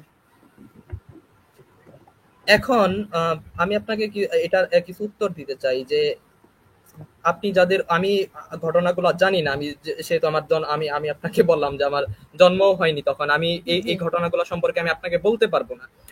তো আরেকটা বিষয় যে যদি তারা নির্যাতন করে থাকে, এগুলোর বিরুদ্ধে কি কোনো মামলা হয়নি বা প্রশাসনিক কোনো ব্যবস্থা নেওয়া হয়নি? বা 17 বছর আওয়ামী লীগ ক্ষমতায় ছিল, আওয়ামী লীগ ক্ষমতায় থেকে কি তারা ওই ধরনের সবসময় তারা বলে শামসুন্নাহর হলে নির্যাতন করা হয়েছে? আওয়ামী লীগ 17 বছর ক্ষমতায় থেকে যারা নির্যাতন করেছে তাদের কি কোনো ব্যবস্থা নিয়েছে? আওয়ামী লীগ যদি বলে যে শামসুন্নাহর হলের ঘটনা তো বিএনপি আমলের ঘটনা না, আমি আপনাকে বুঝাচ্ছি, আমি আপনাকে ওই কথাটাই বলছি যে 17 বছর তো আওয়ামী লীগ ক্ষমতায় ছিল, তাদের হাতে পুলিশ ছিল, সকল কিছুই তো ছিল তাদের হাতে, তার তো চাইলে এগুলার করতে পারে। যদি বিএনপি এইরকম ছাত্রলীগের মতো, যদি বিএনপির ছাত্র সংগঠন আমি যেটাকে বলবো মাস মার্ডার, আপনি শুধু ঢাকা বিশ্ববিদ্যালয়ের কথা আপনি করলে তো হবে না, যে পুরা বাংলাদেশে ছাত্রলীগ কি করেছে, পুরা বাংলাদেশে জুলাই আগস্ট জুড়ে ছাত্রলীগ কি করেছে, এই বিষয়টাকে তো আপনার দেখতে হবে। যে আওয়ামী লীগ তো তখন ক্ষমতায় ছিল, আওয়ামী লীগ তো বিচার করতে পারতো, যদি অভিযোগ থাকতো আওয়ামী লীগ সেগুলোর বিচার করতো। আওয়ামী লীগ কেন বিচার করলো না সেগুলার? আপনি বলেন আওয়ামী লীগ বলে অমুক করছে তমুক করছে সেই করছে, আওয়ামী লীগের তো 17 বছর ক্ষমতায় থেকে প্রত্যেকটা ঘটনার সুষ্ঠু তদন্ত করা উচিত ছিল। আওয়ামী লীগ একটা তদন্ত প্রকাশ করেছে, অবশ্যই উচিত ছিল। অদিতি আপনি, আপনার কাছে জানতে চাই যে কিভাবে এখন মূল্যায়ন করবেন তাদেরকে? ছাত্রলীগ একটা গণহত্যাকারী সংগঠন, ছাত্রলীগকে গণহত্যাকারী সংগঠন হিসেবে মূল্যায়ন করা হবে। ওকে ওকে ওকে ওকে, কিন্তু আপনারা শিবিরের সঙ্গে মিটিং মিছিল করতে পারেন, শিবিরকে নিয়ে আন্দোলন করতে পারেন। ছাত্রলীগ কি শিবিরের চেয়েও বড় গণহত্যাকারী দল? মোটেও না। ছাত্র শিবির এবং ছাত্রলীগের রাজনীতির মধ্যে কোনো পার্থক্য নাই। তাহলে আপনাদের সবিরোধিতা কেন? না, আপনাদের সবিরোধিতা কেন? আপনারা তো ক্যাম্পাসে সবিরোধিতা কেন? সবিরোধিতা আজকে এই যে টকশোটা আপনি করলেন, আজকে এইবার নিয়ে আমি 4 বার করে বললাম যে শিবিরের সাথে আমাদের কোনো ঐক্যমত্য নাই, শিবিরকে বরং কন্ডেম করার জন্য আমাদের যত রকম আয়োজন, যত রকম প্রতিবাদ, যত রকম মিছিল, সেটা আমরা করেছি। এটা নিয়ে মনে হয় আমি এবার 4 বার বললাম। তারপরও যখন আপনি একই পয়েন্টে বারবার করে ঘোরানোর চেষ্টা করেন, বা আপনি একটু দেখবেন, আপনি টিএসসি ঘটনাকে কেন্দ্র করেই তো আলোচনার সূত্রপাতটা হয়েছে। টিএসসি তেও যখন আমরা বামপন্থীরা মিডিয়াকে এটা বলেছি যে আজকে যুদ্ধাপরাধীদের বিচারের যে জায়গাটা, যেটা নিয়ে ওই যে কি কাদের মোল্লার যে ফাঁসির রায়, সেটা নিয়ে যখন মৃত্যুদণ্ডাদেশ থেকে তাকে যখন বামপন্থীদের যাবজ্জীবন বিরুদ্ধে করা হলো, এবং বামপন্থীদের শেষ করি বিরুদ্ধে একটা শেষ বিরাট করি অভিযোগ জামাতের বলে সাথে বলে জামাতের শুনে সাথে যখন আওয়ামী লীগ গোপন আঘাত করেছিল, তখন তার বিরুদ্ধে কে কথা বলেছিল সেটা নিয়ে তো আপনারা কোনো কথা বলেন না। জামাতের সাথে আঘাত করার সময় আওয়ামী লীগের বিষয় নিয়ে আপনি একটা প্রশ্ন করেন নাই। আপনি প্রশ্ন করেন নাই যে বিগত 16 বছর ধরে ছাত্রলীগ যে এইভাবে করে অত্যাচার করছে এবং শিবিরকে সে এখানে বসে ভ্যালিডেশন দিচ্ছে, সেটা নিয়ে আপনি কোনো প্রশ্ন করেন নাই। শিবিরের রাজনীতিকে আমরা কোনো এখানে স্পেস দিতে চাই না, ছাত্রলীগও দিতে চাই না। শিবির একটা গণহত্যাকারী সংগঠন, ওকে, যান, যান, যান, 71 যান। এবং 24 দুইটা আপনাদের গণহত্যার দুইটা আমরা প্রশ্ন, নিব, ঠিক আছে? অদিতি দুটি প্রশ্ন রাখছি। এই যে 16 বছর ছাত্রলীগের ভেতরে শিবির যেভাবে আস্তানা গেড়েছিল, আপনারা বুঝতে পেরেছিলেন কিনা? 1 নাম্বার প্রশ্ন। 2 নাম্বার প্রশ্ন, যে আপনি বলছেন দুটি গণহত্যাকারী দল, ফাইন, তো একটি দল ক্যাম্পাসে বিরাজমান থাকবে, আরেকটি থাকবে না, এটা কেমন নীতি? আর এই সময়ে বামপন্থীদের বিরুদ্ধে সবচেয়ে বড় অভিযোগ, এই অভিযোগ আমি জীবনেও শুনি না, এই গত 1 বছর ধরে শুনছি, সেটি হচ্ছে বামপন্থীরা জামাতের, বামপন্থী সবাই না, একটি অংশ, আমি নাম ধরে ধরে কোন কোন সংগঠন সেটি বলতে পারবো, তারা জামাতের বি টিম হিসেবে কাজ করছে। এই ধরনের বয়ান দীপুমণিও দিয়েছিলেন। শিক্ষামন্ত্রী দীপুমণি তো আমাদেরকে বামাতি বলে অনেক রকম গালাগালি করেছেন। কিন্তু আওয়ামী লীগের জামাতের সাথে আতাতের হিস্ট্রি তো আমরা জানি। আপনারা জানেন কিনা যে জামালপুরের মাদারগঞ্জে আল আকাবা নামে একটা সমিতি হয়েছে এবং সেখানে আওয়ামী লীগ এবং জামাতের নেতারা সংঘবদ্ধভাবে জনগণের অর্থ লুট করেছে ওই আল আকাবা সমিতি দিয়ে, এখনো সেটার মামলা চলতেছে। ফলে আপনারা এই ধরনের বিষয়কে এড়িয়ে যান। আওয়ামী লীগের সাথে জামাতের আতাতের যে জায়গা, সেগুলোকে প্রতিবাদ করেই তো গণজাগরণ মঞ্চ গড়ে উঠেছিল, সেগুলোকে এড়িয়ে যান। আর হচ্ছে যে পুনর্মূল্যায়নের কথা বলছেন, পুনর্মূল্যায়ন এই চিন্তাধারাটাই আসে তখন, তাহলে আপনি যদি আমাকে প্রশ্ন করেন যে আপনারা ছাত্রলীগকে পুনর্মূল্যায়ন করবেন কিনা, একইভাবে কি আমাকে কোনো শিবিরের ছেলে বা কোনো জামাতের লোক এসে জিজ্ঞেস করবে আপনি শিবিরকে পুনর্মূল্যায়ন করবেন মানে কিনা? আপনি, আমি আমার একটাকেও কোনো প্রশ্নটাই ওখানে, পুনর্মূল্যায়নের জায়গা দিতে আমার না। প্রশ্নটাই ওখানে করেছিলাম। না না না, না না, আপনি তো কিসের, জাস্ট চিন্তা করে দেখুন কিসের সঙ্গে কি মেলাচ্ছেন। ওই যে 71কে যারা 24 দিয়ে রিপ্লেস করতে চায়, আপনি কিন্তু সেই লাইনেই কথা বলছেন। আমি এই জায়গাটা বলছি, ক্ষমা আপনি করবেন, দেখুন, ক্ষমা করবেন, আপনি ক্ষমা করবেন। আপনার এই বক্তব্যের লেপনটা প্লিজ আমার গায়ের উপরে দেবেন না। 71 দিয়ে 24কে যারা রিপ্লেস করতে চায়, এই বয়ান যে আপনি আমাকে দিচ্ছেন, সেটা আমরা কেউ করছি না। প্রথমত না, বিষয় আপনি হচ্ছে তো দেখুন, 71 আপনি দিয়ে একটি বিষয় মানবেন, আরেকটি 24 বিষয় দিয়ে মানবেন রিপ্লেস না, এটি তো হয় না। আপনি বলছেন না। যে জামাতে ইসলামী শিবির তারা গণহত্যাকারী দল এবং ছাত্রলীগও গণহত্যাকারী দল, রাইট? আপনারা মানে ক্যাম্পাসে ছাত্র শিবির অংশ অবস্থান করতে পারে, কিন্তু ছাত্রলীগ করতে পারবে না, মানে এটা কিভাবে, কেমন না, একই ক্যাম্পাসে একই ছাত্র ক্ষেত্রে? শিবিরের অবস্থানের পক্ষে আমরা কেউ না। ক্যাম্পাসে ছাত্র শিবিরের অবস্থানের পক্ষে আমরা কিন্তু কেউ তারা না। তো আছে, এটা আপনারা নিয়ে তাদের সরাতে পারছেন না, গত 1 বছর ধরে তারা আছে সরাতে এবং পারছেন না, তারা সরার করছে এই চেষ্টা। আন্দোলন, তারা নেতৃত্ব দিচ্ছে, আপনি অস্বীকার করছেন। তো 71-এর প্রশ্নটা একটু আসি। 77 সাল থেকে যখন ইসলামী ছাত্র সংঘ ছাত্র আপনি শিবির হয়ে সুবিধা মতো ক্যাম্পাসে উত্তর অবস্থান দিবেন, করছিল। সুবিধা মতো উত্তর দিবেন, না না এটা না তো না হয় না না, না, তাই না? আপনি একটু সুবিধা শেষ মতো করি, উত্তর শেষ দিবেন, হ্যাঁ, যেটি পক্ষে যায় সেটা উত্তর দিতে পারেন, সেটি উত্তর দিবেন, আর যেটা মিলে না সেটি উত্তর দেন না, সেটা তো হবে না ভাই। আপনি যদি আমার কথাটা না শুনেন তাহলে আমার কিছু করার নেই। আমি তো আপনারা শুনছি, সাথে, আপনি তো আমি স্ববিরোধিতা সেটাই বলতে করছেন, চাচ্ছি। আপনি তো হ্যাঁ, স্ববিরোধিতা করছেন। না, মোটেও আর না। যাই হোক, আপনি আমি স্ববিরোধিতার শেষ ট্যাগিং করবো, কাউসার লাগাচ্ছেন, আহমেদ, শেষ আপনার করতে হবে। মানে আপনাদের কাছে ধরেন এই সামনে যে ডাকসু ইলেকশন আছে, সেই ইলেকশনে যদি এই এই মানে বর্তমান যে প্রশাসন, এর অধীনে কি ভালো নির্বাচন হবে বলে আপনার মনে হয়? না, আমি মনে করি না এই প্রশাসনের অধীনে কোনো ধরনের কোনো ভালো নির্বাচন হতে পারে না।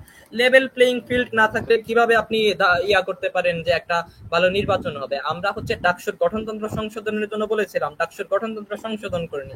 এখানে ভিসি হচ্ছে একজন উপনিবেশিক শাসনের মতো একচ্ছত্র ক্ষমতার অধিকারী হয়ে আছে, তিনি সকল ধরনের সিদ্ধান্ত নেবেন। ডাকসু সংসদ ও গঠনতন্ত্র সংশোধনের জন্য শিক্ষার্থীদের কোনো পার্টিসিপেশন থাকবে না।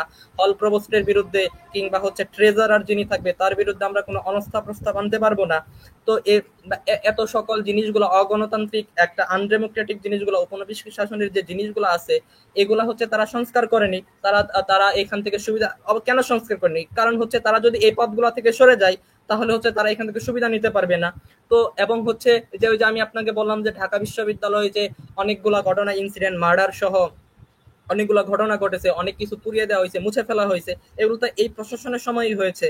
এই প্রশাসনের সময় হচ্ছে হলের রাজনীতি নিষিদ্ধ করেছে। আপনি ছাত্র দলের হলের কমিটি নিষিদ্ধ করে, মানে হলে ছাত্র রাজনীতি নিষিদ্ধ করে আপনি বলবেন যে আপনি লেভেল প্লেইং ফিল্ড করতে চান।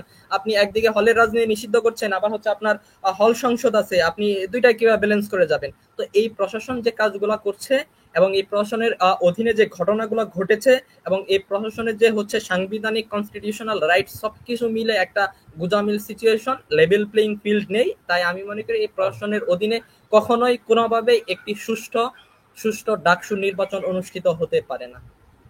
তো অদিতি, আপনার কাছে কি মনে হয় ইলেকশনের আগে আপনারা কি কোনো মোর্চা কিংবা কোনো জোট গঠন করবেন বাম দলগুলো মিলে? আমাদের আলোচনা চলছে, আমাদের বৃহত্তর বামপন্থী যে সংগঠনগুলো সেগুলো মিলে সম্মিলিতভাবেই সে জায়গাটা লড়ার আলোচনাটা চলছে। আলোচনার পরবর্তীতে আমরা সিদ্ধান্তটা জানাতে পারবো। মানে আর এই যে কাউসার আহমেদ যে বললেন যে তারা মনে করেন যে এই প্রশাসনের অধীনে সুষ্ঠু নির্বাচন হবে না, আপনাদের অবস্থান কি?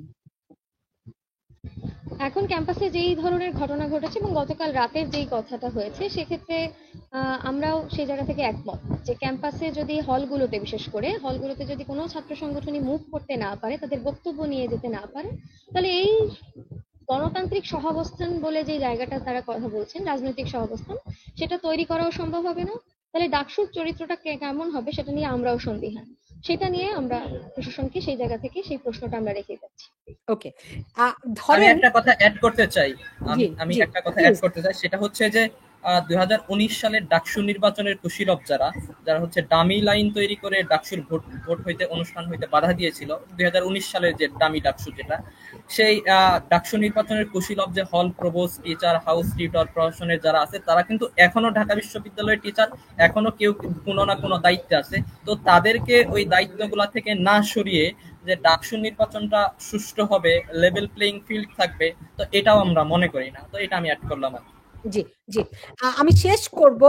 শেষ করার আগে ধরেন আপনারা ছাত্র দল তো নিঃসন্দেহে যে তারা আলাদা প্যানেল দেবে, বাম দলগুলো আলাদা প্যানেল দেবে, উমামা কি আলাদা প্যানেল দিবে কিংবা ছাত্র শিবির আলাদা প্যানেল দিবে কিনা জানা আছে কিনা অদিতি? উমামা ফাতেমা হচ্ছে ফেসবুকে পোস্ট করেছেন যে তারা আলাদা করে স্বতন্ত্রভাবে একটা প্যানেল দেবেন। ছাত্র শিবিরের আলোচনা ছাত্র শিবিরই ভালো করতে পারবেন। মানে এই ব্যাপারে আপনাদের কিছু জানা আছে কিনা?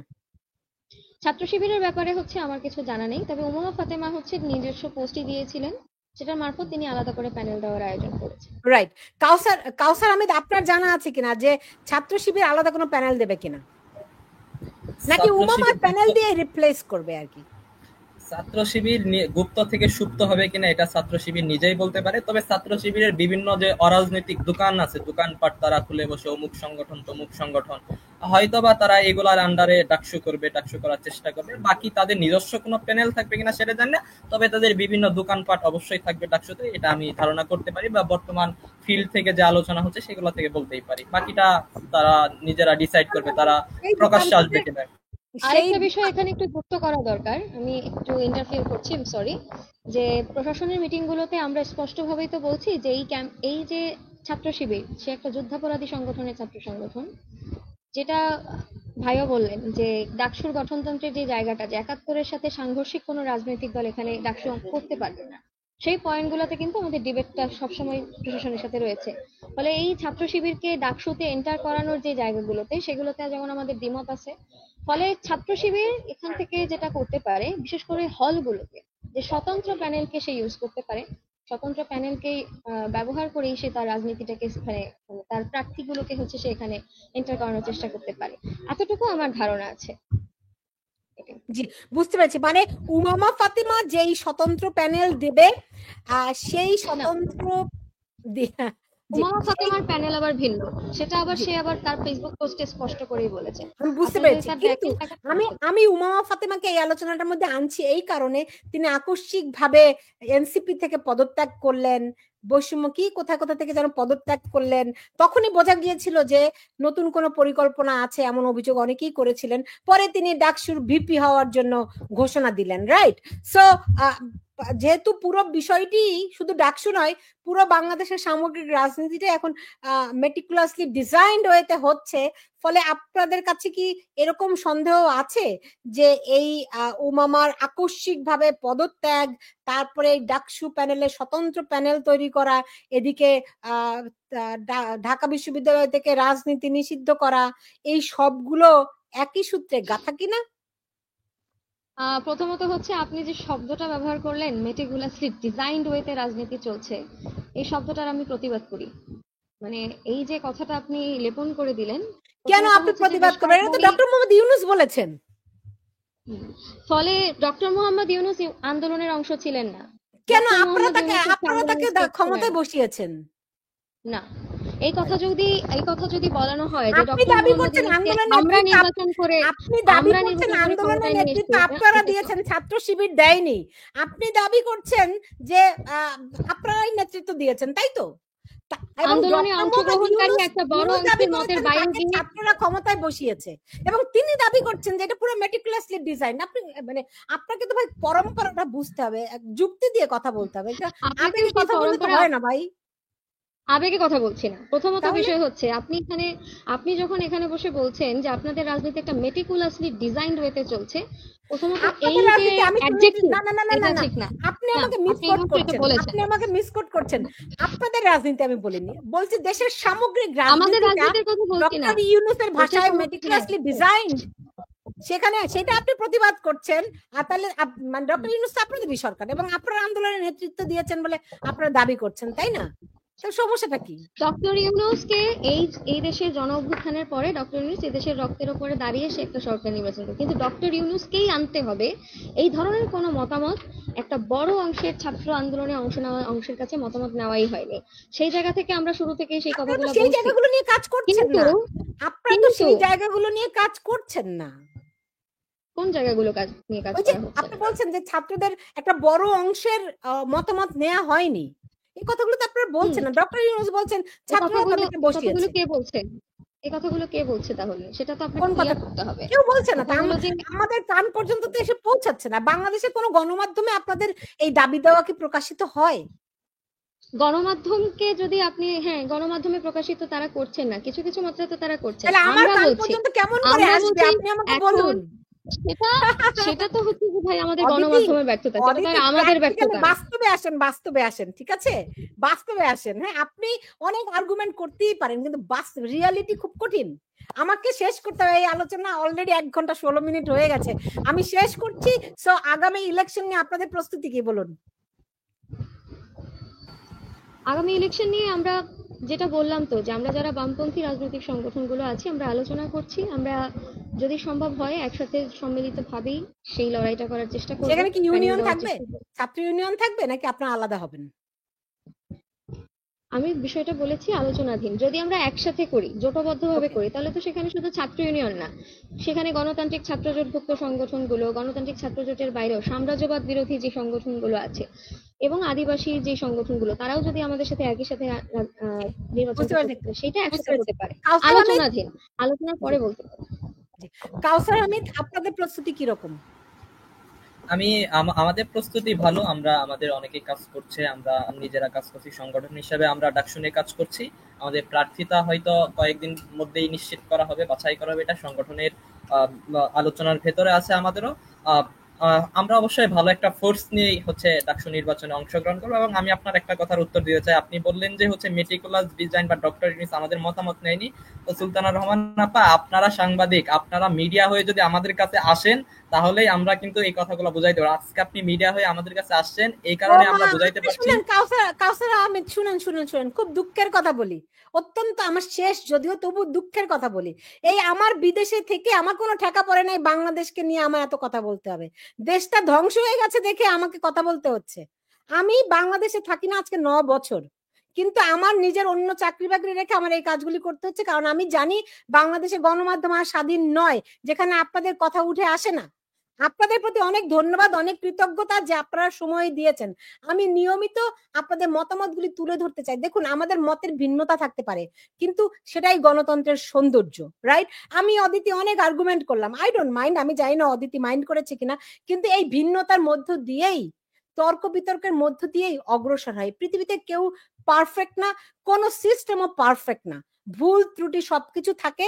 এইটাকেই কতখানি আমরা মিনিমাইজ করে অগ্রসর হতে পারি সেটি টার্গেট থাকে। কিন্তু আজকে যখন আমার দেশের মৌলিক ভিত্তি হুমকিতে, আমার দেশের সবকিছু আমি বলবো একেবারে ছিন্ন ভিন্ন হয়ে গেছে, আপনারাই সেখানে শক্তি যে আবার একে ঐক্যবদ্ধ করে আনতে পারেন। অনেক ভুল ত্রুটি আমাদের এই 54 বছরে হয়েছে। আপনারা যদি 16 বছর দেখেন, আমি দেখি 54 বছরে অনেক ভুল ত্রুটি আমাদের হয়েছে।